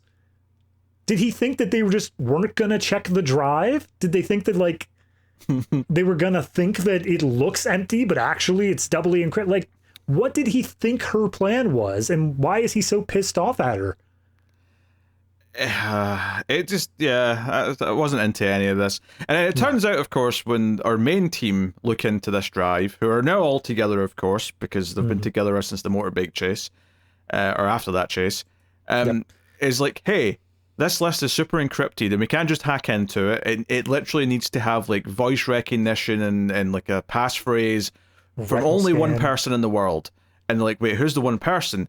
Oh, it's the British Prime Minister, because this like traces back, and we find out later that the English secret intelligence guy actually kind of like explains all this later, that well, it's kind of explained between the two of them, because when we get the whole plot here, it's like, okay, we have to go and like kidnap the British Prime Minister, which of course Jeremy Renner's like, hey Ethan, that's a bad idea. Maybe we should warn the British, the bad guys are coming for him. And he's like, no, we can't do that. And this is another part that really bugs me, actually, is that they try and like pretend that Renner is going to betray Ethan and go and like side with Alec Baldwin for like 2 scenes, and it's so clear, it's so impossibly clear that he's actually just doing a plan that him and Ethan have agreed to. Like, it's clear the second they start to pretend that he's not. Yeah, again, it's that idea of you can do this with certain characters that you are either just now introducing, like an Elsa sort of character where, oh, should we trust him, should we not? But Jeremy Renner, we've already established, is ride or die with Ethan. Like, he's been doing that for the past 6 months. He's totally fine with that. They kind of half-heartedly do that scene of, clearly the Prime Minister is going to be attacked, if not assassinated. We need to warn the government. And we already had that scene. We had that scene in the previous movie where they're like, we can't give the codes to the terrorists. And what happened? He backed down. So there's no sign here that anything's any different. He's just going to continue to back down and go ahead with the plan. Yeah. So there's a whole thing here where we see real quick. I just need to mention, they straight up just pull the line from National Treasure. Like, it's the exact same scene, like from National Treasure of, okay, so the only way this plan is going to work is if someone gets their hand on the Declaration of Independence. And so Tom Cruise goes, the only way to stop the villain from getting their hands on the Declaration of Independence is to steal the Declaration of Independence. Now replace Declaration of Independence with British Prime Minister, and it's the exact same scene. Like, I technically saw a National Treasure, but I don't remember a single thing about it. That's fine. You don't need anything post, I'm going to steal the Declaration of Independence. That's all you got. Yes. So we're at this gala or whatever the Prime Minister's at. Doesn't matter. I think it's like a charity auction or something like that. And we see like the head of British intelligence there. And at this point, Ethan's called Alec Baldwin. He's came to London. He sees that he recognizes the British intelligence guy, because the CIA and like MI6 or whatever, I'm sure they talk on the phone fairly frequently, right? Yeah. Also, we kind of skipped over the whole reason that they're doing this as a secondary influence is that Benji got kidnapped. Oh, by the bad okay. guy. I forget. Oh, yeah, we have to set that up. Yeah. So there's a scene where they go to meet Elsa, and like they're all sort of like keeping watch from a distance. I think they're in like an airport or like some sort of similar setting. Some very public place. Yeah. And Benji disappears, and it's clear the bad guys have kidnapped Benji at the end of the scene. And and the bad guy's like, hey, you're going to give me that disc you've got with all that data, and you're going to give it to me unlocked. So the bad guy is basically saying, hey, go and make sure it gets opened by the Prime Minister. Like, that's what we want. So it's like, okay, fine. So that sets everything up. So we're at the gala thing, and they do the whole thing here where they get the Prime Minister in a room. Alec Baldwin and the British intelligence guy both say, hey, Mr. Prime Minister, we have to talk to you. And they get him in a room, and Alec Baldwin starts explaining, oh, Ethan Hunt's coming for you, sir, and he's very dangerous. He believes that the syndicate is after you, but they don't actually exist. And immediately the Prime Minister's like, wait, the syndicate? And he looks over at the British intelligence guy. Tell me he's not talking about that syndicate. And it turns out the syndicate was an idea that this British intelligence agency guy had to, I don't know, revolutionize like the secret ops world. And he wanted to recruit people from different countries and so on and blah blah blah. But the Prime Minister makes it clear that he rejected this idea. He thought it was psychotic and said, no, this was supposed to give me the power to just assassinate people with no like people like, you know, no what's the word? No supervision. Oversight. Thank you. Yeah, no oversight. Yeah. You know, no, completely free to just do what he wants. And he was, you know, it's a movie, so the Prime Minister's a good person here. So he's like, no, I would never do that. Just to be clear, the previous scene was them saying national treasure. This sequence is, are you telling me that you built some sort of suicide squad? That's literally all this is. Right. And Joe, and you can kind of see the reveal coming, but I will say this. Because they held back in doing any mask stuff, they mentioned it earlier a little bit because Benji wanted to wear one for the heist. But because they didn't do any mask stuff, there is a little bit of impact when Ethan pulls it. Again, it turns out the British intelligence guy is actually him. If nothing else, just for Alec Baldwin's like shock. Oh, yeah. And while I hate all the lines when he's saying to the Prime Minister, oh, he's the destiny manifested, blah blah. He's the best of the best. He's destiny. He's so hot. It is a little bit funny that it turns out Ethan was in the room hearing all of this the entire time. I really wanted Ethan to like say something because he unmasks as soon as Alex says the lines. Like he gives this whole thing and then he unmasks. And I wanted him to just turn to Alec Baldwin and be like, hey, could you write me a reference? Because that was like really good.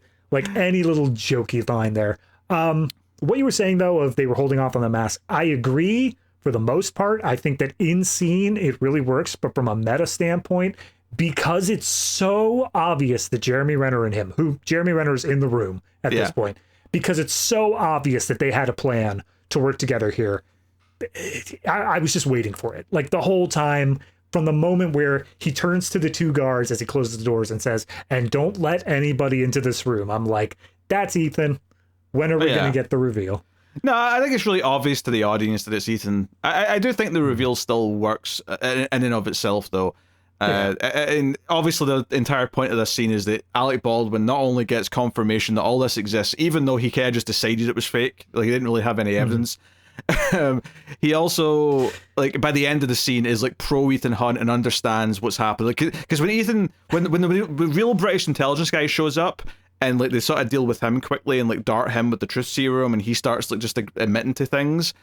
They sort of turn to the Prime Minister, who's also got this serum in him, and he's like, "Hey, Prime Minister, your intelligence agency guy attacked you, and we saved you. Isn't that right, Alec Baldwin?" And Alec Baldwin just takes a moment and goes, "Yeah, I'll go with that. I saved them." He's like, "Okay, fine, I'll go along with this story." Prime Minister's just sitting there practically drunk. He's like, "You saved me? Thanks." Like he has a great time. I also I really appreciate when they are like they're setting up all this stuff with the Prime Minister, and because he is kind of on this laughy gas here, he's just totally going along with everything. And it's I think in terms of comedy moments, this is actually the one that works almost best for me in the movie, where it's just them having to do the super serious thing, but the Prime Minister is just totally off his rocker, and it just really works. Yeah, so basically what we discovered here as well is that the British intelligence guy was basically just trying to like cover his tracks because, oh, this is kind of my fault. Lane, the bad guy, isn't working with him because part of me did think, oh, they're saying that he actually runs Syndicate, that he's the main bad guy. That's not actually what happened here.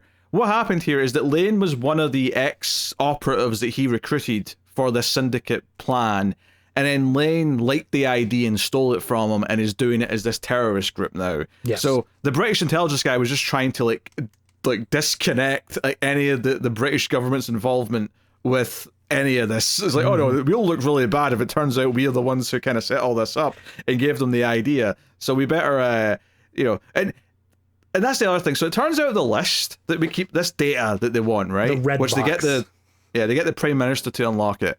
It turns out it's basically a list of all the agents that would be in the Syndicate and all of the money. There's like £12 billion in untraced currency that can be used to like fund all this. Correction on that. I don't think it's a list of the agents. I think that was the bait that they used to get him to try to do it, because they said if that list is out there, then that's bad news for Solomon Lane. But in actuality, what it was here's a bunch of bank accounts with a bunch of money in it that could be used to fund it into perpetuity. I don't think the agents were even included on that. I could have sworn I saw a list of names as well. Maybe that was just the bank account names, but well, there was the list of off to the side there was a list of names that was like Bank of America and stuff like that. It was a bunch of offshore accounts. Fair enough. So this was all just about getting money to fund their ways. So okay, fine. So this is the thing. This actually kind of felt like an ending almost, but then you're like, oh yeah, they still have to save Benji. Benji's still kidnapped. Yeah. They still have to deal with the villain. So that's what we do next. We basically, they destroy the red box after Tom Cruise memorizes at least one of the numbers, right? He claims he memorized the whole thing, but I don't believe him. I think he's bluffing. I think he probably had like 3. Okay. I think he could have pulled 3 out for varying different amounts if pressed, but after that he'd be like, no. Set Benji free first. Yeah, so we get a whole sequence where he goes to meet like a meeting place, and Benji's got a suicide vest like on, and he's got an earpiece, so the villain's talking through Benji.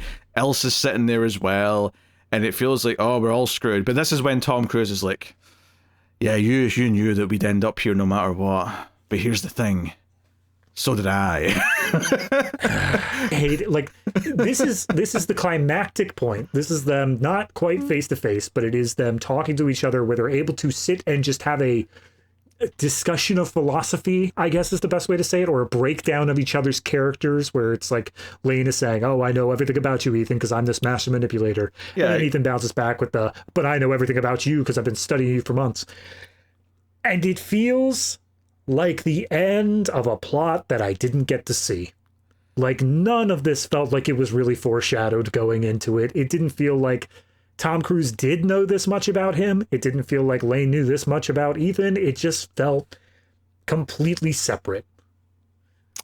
Yeah, I kind of feel the same way. It's also worth mentioning that while this is happening, either before this or maybe during the chasing that happens afterwards, you see Ving Rhames like constructing something. I'm just putting that in here because that comes up in a bit. But basically, Tom Cruise confirms that he's destroyed the red box and that he himself is now the red box because he's memorized all the numbers, and he proves it by giving him one, and the bad guy just like gets $50 million out of an account. He's like, oh, that's gonna be the opening of Fallout, where it's gonna be like, so did you or did you not, Mr. Hunt, give $50 million to a known terrorist?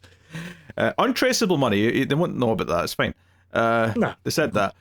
So it devolves into a chase, of course. I mean, there's a couple of fun elements to this, like because Ethan now can't be killed because the bad guy needs him. But Elsa at this point, like the bad guy said, just kill her. Like she's done. Like we don't need her anymore. They do this thing here where Tom Cruise basically acts as a shield for her as she does all the shooting. And I thought, okay, that's a fun, inventive little bit of an action set piece. I can be into that. And then there's a bit of a chase, and we give Elsa kind of a one-on-one fight with the bone doctor dude. So we get like a knife fight between them. Sure. Honestly, fine. I didn't feel like his character. It's a fine fight, but it felt like it was supposed to be some payoff for how the movie opened. Like, their characters have been at a rivalry throughout this movie, but they haven't. This is the second time they meet. It's the most like they. Look, he's the only henchman that had any kind of memorable screen time. So that's it. Right. She gets the second boss, whereas the main boss Ethan gets.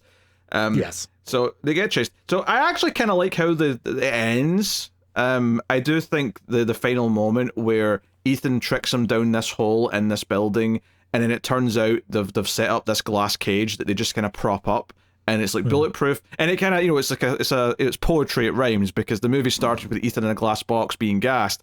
It ends with the villain in a glass box being gassed, and I do kind of like that all four members of this like rogue IMF surround him, and Ethan's like, "This is the IMF," and you know, I think if they gave me a plot where I really cared about them taking down this villain, I think I would have loved this moment. I think as it is, it's a fun visual and it's a fun kind of capper, but it's obviously it's not really earned quite the gravitas that you would want it to have. But yeah, I agree. What I do want to say though is that towards the end of this chase, there's a bit where the main villain finally shows up, because he's not been personally like there for most of it, and he shows up out of a car and he shoots the window behind Ethan, and I thought that's fine. He's announcing his presence. He shot a shot at the window, and then Ethan like runs and like jumps in that window because now it's weakened. Fine. But then as Ethan's diving into the hole in the ground inside the building, the bad guy just like starts taking shots at him, and I thought, but you want him alive, do you not? Like, isn't the whole thing that you want all the numbers that he's got in his head? Like, why have you... Are you just angry now? And he's like, screw the money, I'm just going to kill him because he's pissed me off now. Like, I don't know. I feel like we set up a mechanic where the villain can't kill him, and then we just kind of ignore it almost immediately, and that kind of annoyed me. No, you're right. And I kind of felt the same way about the shield fighting thing. It was over too quick. Yeah, like they could have done a lot with this week. None of the bad guys are allowed to kill Ethan. They could have done a lot with that and like played with how he uses that to an advantage. Yeah, I think it really comes from an issue of how do you keep tension if one of your characters is invulnerable? How do you keep tension if it's an issue of they actually cannot die in this sequence by the villain's hands? And there are ways to do it, but obviously this one wasn't interested in it. So random gunfire, and we just, I guess, assume he wasn't taking kill shots. He was aiming for the shoulder over and over again. I don't even think it's that questionable, like, because, I mean, he's the main character. He's not really in that much danger technically anyway. So all you do is, like, the shield thing's a simple idea where, okay, the other character's the one in danger, so they use him as a shield. Ethan can throw himself in front of people. He can, you know, like, there's lots of little things that you could do with this if you were being inventive with it. But like you say, it devolves into, we just have to assume he's not trying to take kill shots and just sort of let it slide. And that is the least interesting thing they could. But then it's over after that anyway. That said, though, like I say, I do like the final visual of him being trapped in the box and like the four members of the team standing around him. I just kind of wish this team actually spent time working together, you know, throughout the rest of the movie. Because it's not even like, even when they come up with a plan, we have to go get the Prime Minister. Like, Ving Rhames, like, just isn't involved in that plan. He's too busy building the box, I guess, but he's just not part of that whole plan, and that felt like a bit of a waste. Benji's not involved, obviously, because he's kidnapped and he's the damsel now towards the end of the movie, which, you know. I'm grateful that they had Renner do something during this plan, but it does bug me, the fact that he was so heavily involved in the rest of 4, and then he's just kind of relegated to office duty for the first half of this. Yeah, no. I don't like how Renner was sidelined in this either. And I think this is him as well. I don't know if he's back in the next one. I don't think he is. If so, I'm very disappointed. Like, I get it, Marvel movies, stuff like that, but still, like, he's a good character. What I like most about him is, as much as he's going to work with crews, it's good to have someone that's a counterpoint to the crazy ass plans that he lays down. And it's not a counterpoint in the stance of, oh, that's too impossible, Ethan. We can't possibly do that. It's looking at it from the morality standpoint of it. Looking at it from we can't give codes to the terrorists. That's insane. We can't kidnap the Prime Minister of Britain. That's insane. Like, I like someone who's going to come at it from the viewpoint of, you are taking things to, it's the, you know what it is? It's the police captain behind the desk. Of, you're a renegade cop who's gone too far this time. Like, I like that idea of someone who's going to at least make him somewhat question who he is and what he's doing here as an audience viewpoint, rather than, yeah, no, kidnapping the prime minister makes sense to me. Yeah. So Elsa says goodbye. You're free now, and off she drives. Yes. Not much to it, to be honest. And the movie actually ends with like Alec Baldwin at a hearing saying, all that things said about the IMF, that was just a cover because we had to have the bad guys believe that Ethan Hunt was completely like disavowed, so yes, that the like, IMF was gone. Yeah, but they're actually invaluable, so they have to come back. And Jeremy Renner like repeats his line about I can neither confirm or deny. And the movie ends with Jeremy Renner saying to Alec Baldwin, "Welcome to the IMF, Mr. Secretary." So this movie's actually set up that Alec Baldwin is the new leader of IMF. That's what we're at the end. So I don't remember if he comes back in the next one. If he doesn't, it's really funny. It's really funny. They spent the whole movie building up to that, and then maybe he's not here. Here's I'm fully expecting him not to come back, because that's just the running thing in this movie. You cannot bring a female lead across movies, and you cannot bring a head of IMF across movies. I'm checking. Those have to change every time. He is back in the next one. He's back? All right. Yeah. Wow. So, fair enough. I can't believe they did it. He's joining the crew of Benji, of someone who's actually able to join the crew. And to be fair, Elsa's back. Elsa's like the first female character to be in multiple movies. As long as they bring back Jing Chu Zhang, that's all I need. There's a surprising name in here, actually, that I did not remember. But okay. Don't spoil that. Yeah, I'm looking at the next one. I'm sorry. There is one bit to this plot that I maybe this is just the way I was viewing it. When Tom Cruise is unsuccessful water thing, and to be fair, we kind of skipped over the fact he straight up runs out of oxygen underwater, and then Ilsa has to come down and save him, and we get him being brought back by defibrillator panels. As you said, after that, he's kind of out of it a little bit. He's very groggy. He's like stumbling when he tries to jump into a car. Like, he's not doing well. Maybe this was just me. Maybe this was just the way I was viewing the movie. But up until the prime minister scene, I thought for sure they were like leaning into the fact of, no, he's not at his best. Like, he is some level of brain damage here, where he is like something went wrong when he died that time, to add some sort of consequence to it, because obviously like he's going through on the car after that and he's causing a lot of damage. He crashes the car, and then he crashes the motorcycle immediately after that as well. So I felt like they were leading into this idea that like, no, he does actually suffer some physical consequences after that. And then he doesn't. And everything's just fine. And it kind of felt to me like they were setting something up there that they just didn't want to pay off. And so they just ignored it after the fact. But did you see any of that? I don't know if I was expecting anything long term from it. Just because like, he was acting a little bit out of it, right? And it's this idea that like Benji's looking over as he's driving and being like, should you be driving right now? You look a little bit out of it. Because I actually didn't remember this, and I thought, oh, maybe like he's going to say, oh, Benji, maybe you should drive, and maybe like part of the first half of the chase would be that Benji would have to do all the stunt driving, and that could be interesting, because like Ethan's like shouting directions and frustrated that he can't just do it himself, but he physically can't, so Benji's having to do all the crazy. Actually, that's actually one bit in the whole car thing that I didn't like. Actually, that I'm remembering it is that. At the end of the first half of it, before they get on the motorbikes, when they're in the car, they have to like drive backwards off like a sort of staircase bit, and they go flying into like a car park. I'm fine with that, and I thought, oh, that's a fun idea. I did think they went a bit too over the top with how much it kind of like bounced and like spun. Yeah, it kind of flipped over like 4 times, and felt like just a really absurd like beat. And I kind of felt like, honestly, it just like flying off and landing would have felt like just a grounded thud would have felt more impactful than this ridiculous movie thing of it flipping over and over again and then being okay at the end. I don't know. I would have been okay with like 1 or 2 flips, but yeah, you're right. It hit like 4 flips by the end of it and then finally stopped. It was a bit too cartoony. Yeah.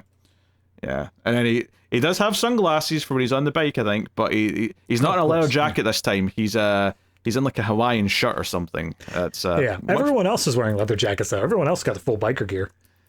Yeah, well, he's matured though. He doesn't have to try and look cool anymore. I think Tom's realized that he can just be a bit silly and not take himself so seriously. Yeah, probably. I really don't have anything else to say about this. I think I've basically made all my points that I wanted to make, except for... It's so funny, because normally I'll watch the movie just before we record, just because I can. There's no reason why not to. But because of just the way things were working out today, I watched it, like, early, like, really early today. And just before we were coming out to record, I was sitting thinking, can I remember how all the set pieces connected together? Do I remember the plot points? Because... And I think we've been fine as we've been talking about it, but like it definitely didn't feel... I didn't feel confident when we started this conversation that I was going to remember like enough of it. But... Yeah. No, it 4 and I would say 3 are much better at feeling fluid. It feels like A leads to B leads to C. This one has a lot more jumpiness, and I think that does come down to they didn't have a script going into this. They knew what set pieces there needed to be, but they didn't have a solid idea of how they wanted to get there, and so they just kind of were winging it throughout filming, and this is what we ended up with. And it's not awful. That's the thing. Nothing in this movie I would say is awful, but it's just so much more of a step down from 4 that it feels like 4 was more of a lucky shot than them actually learning things over time. Now, I was just looking at Christopher McQuarrie's IMDb page. He's been writing things for a long time, but directing, like, he basically, like, he did a movie called Way of the Gun in 2000. He did Jack Reacher, which was a Tom Cruise movie in 2012, and then he's been on the Mission Impossible since. But what's catching me off guard is he's doing a remake of The Gauntlet, that Clint Eastwood movie we did as a bonus episode back in the day. And to be honest, that movie was a little underwhelming, so I actually think a remake could be, I think that's a movie that should be remade, because you could make that better. Starring Tom Cruise and Scarlett Johansson. I assume he's the disgruntled cop and she's the witness. Yeah. That's my assumption. Yeah, I'd say that's fair. That's reasonable. That's my assumption. Anyway, I just thought that was interesting, but that's he's got that coming up after Final Reckoning. He literally, like, is he like the brother-in-law of Tom Cruise or something? Like, everything he does is just the Tom Cruise movie. I assume like Tom Cruise just really liked working with him on he's got another movie in the works called Broadsword, and it also stars Tom Cruise. I'm going through Way of the Gun to see where Tom Cruise is in that. I mean, that was the year 2000. That was over a decade before he directed another movie, so I think that's a separate thing. That was apparently Ryan Felipe and Benicio del Toro, but he would have put Tom Cruise in that. I feel like Tom Cruise found a director who's competent but will listen to everything he says, and he's kept him employed ever since. Yeah. It says the director's chair says Christopher McQuarrie, but if at any point Tom Cruise looks over and snaps his finger, he just goes into his trailer and Tom Cruise takes over. That's my assumption. All right. Scene of the movie. I kind of want to say the opera. Like, it's just an interesting enough scene that, like you said, it doesn't feel like it's taking itself too seriously, and I think it genuinely has good twists and turns that I don't see coming. The rest of the set pieces are not horrible, but nothing quite made me feel as hopeful for the rest of the movie working out as that sequence there. So I'm going to say opera. Yeah, I think it's either the opera. I can make an argument for the bike chase, although I don't really feel convinced by it as I'm saying it. It's a movie where there's like a handful of moments that I quite like, but feel frustrated that I don't really like the build-up or what's around them. And the opera's probably the longest segment uninterrupted where I was just enjoying things as opposed to being annoyed by like what the movie was doing. So I think I'll agree with that, but it is kind of a weird choice in this case. All right, MVP. This is a little bit harder. I don't think anybody really stands out as super fantastic. If I have to narrow it down to two, I'm going to say Tom Cruise or Rebecca Ferguson. I'm going to say, yeah, because so you've got, like, you have Spider-Man's played by Tom Holland. Well, the Prime Minister in this movie is Tom Hollander. He is more Holland than Tom Holland. He's Hollander. One time I was at a baseball game, and someone had like a custom jersey with their name on it, and it was Short-er, whereas my last name is Short, and I was like, my God, he's me, but better in every way. That's especially ironic because shorter sounds bad. He's shorter than me. All right, I thinking on it, it's pretty obvious. The MVP is Jing Chu Zhang. I think that is, if you can get top billing from 30 seconds of film, you've got this movie work figured out. Do you know, the villain, Sean Harris, who plays him, is incredibly ginger in the photograph that he's got on IMDb. Yep. Just, I don't know what I'm trying to say with that. It just he's got that intense stare down. Like he's got a very, I don't know where that was in this movie. It really wasn't like you know what it is? It's the lack of a beard. He should have kept the beard.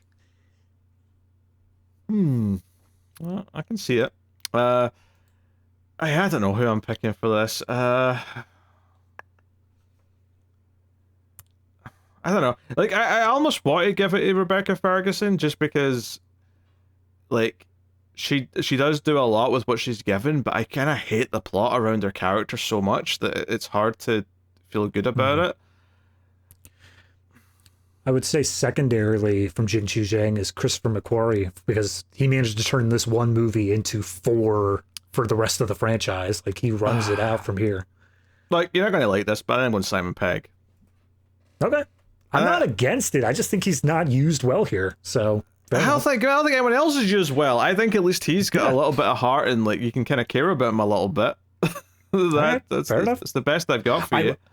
I will say I couldn't mention it earlier when I was talking about him, but I do think the point where he's used best is during the bomb scene when he's like parroting the words, because he has to do a good job of not only being upset and being scared within his own right because he does have a bomb strapped to his chest, but also delivering the words of Solomon Lane in a somewhat authoritative manner to make him still seem menacing.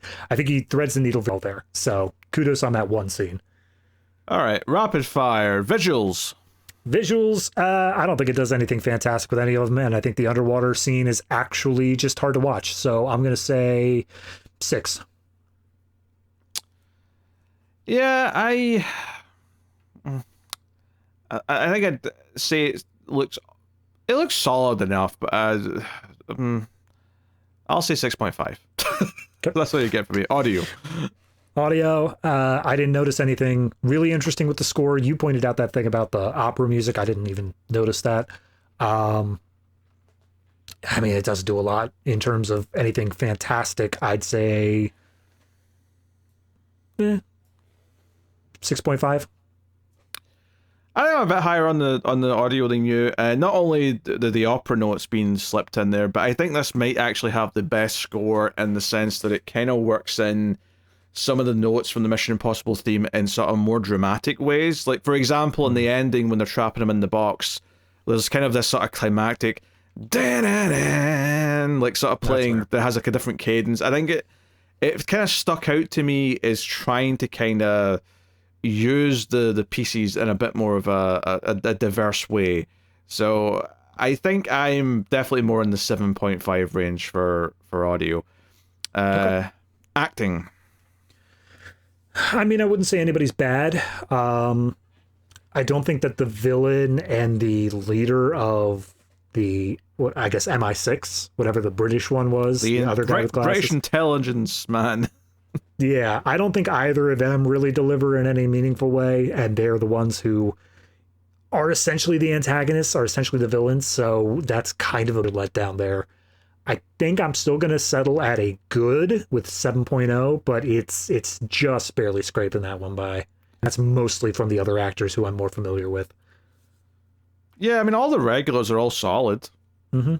You know, and like Ferguson, is good. Like all the problems aren't really. It's not the performance. It's the problem. It's the Yeah. It's the script, which more on that in a second. But yeah, I feel like I really don't like the villain. I really don't like the villain. I don't really like the British intelligence guy, whose name's Atlee, apparently. So fair enough. Sure. So I'm going to say 6.5 on acting. Okay. All right, script. They didn't have one. That's like beginning to end. They didn't have a script going into it, and it shows. I mean, that's not something that is really what we can get around. I think they did a fine enough job of barely writing together the set pieces as they needed to, but even with the ending being visually a nice ending, I don't think it really works as like a oh, we outsmarted you. Like it was they went down a hole and put up a box. Like that's not that creative of an ending. So yeah, I'm gonna say it's probably like I'm gonna say 5.5. I don't even think it cracks the 6 for me.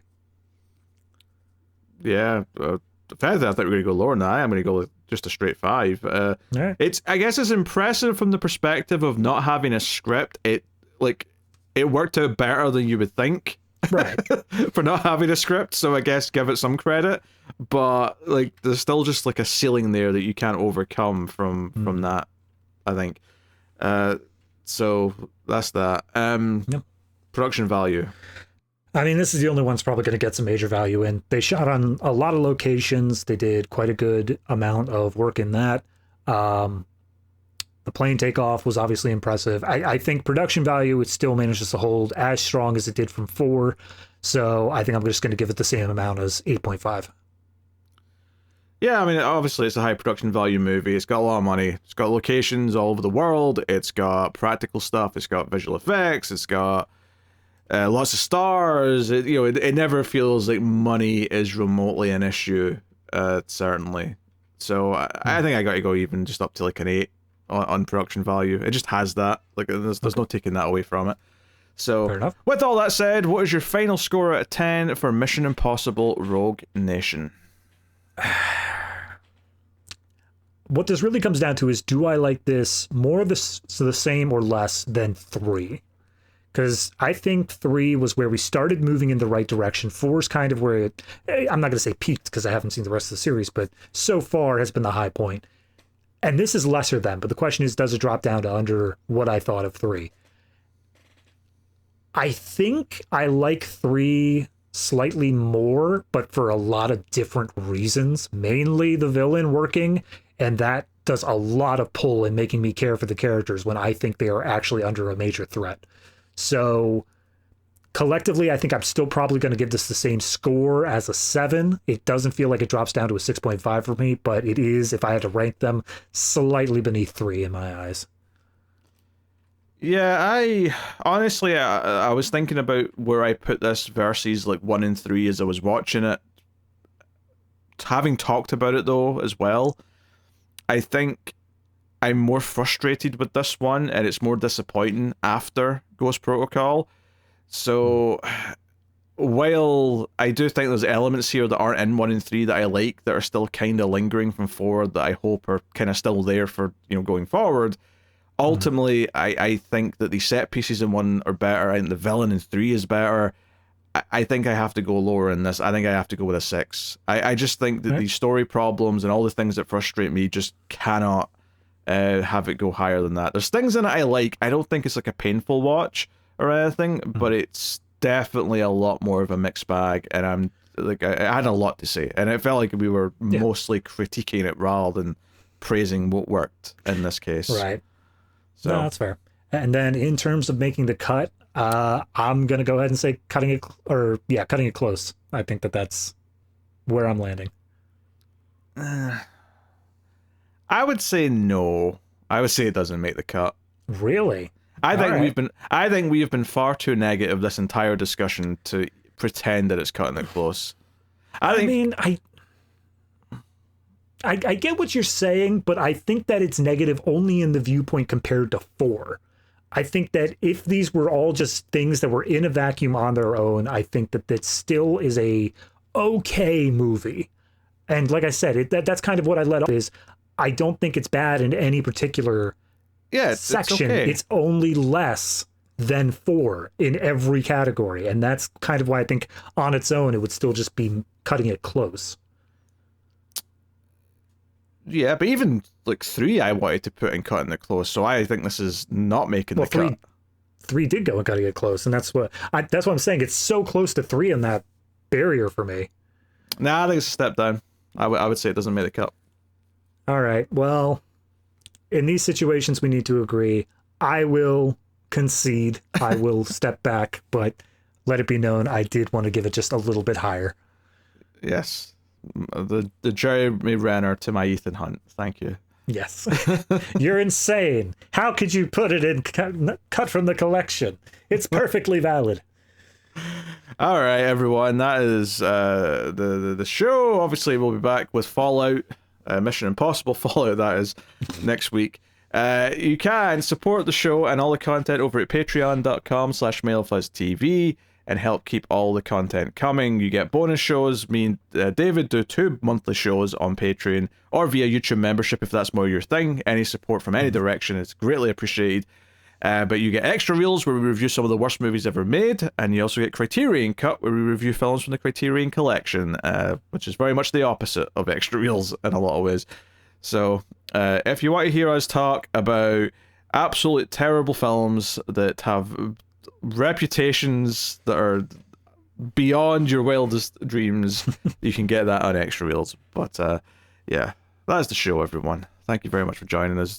Do let us know what you think of the movie down below. I imagine our opinion on this, I mean, you ended up lining up with me pretty much. Yeah. Slightly more positive, I guess, but not by much. I feel like our opinion on this might be a little divisive. Don't get me wrong. There's always some weirdos, right? There's at least one person who commented on Mission Impossible 2 and said it had some of the best action scenes ever made.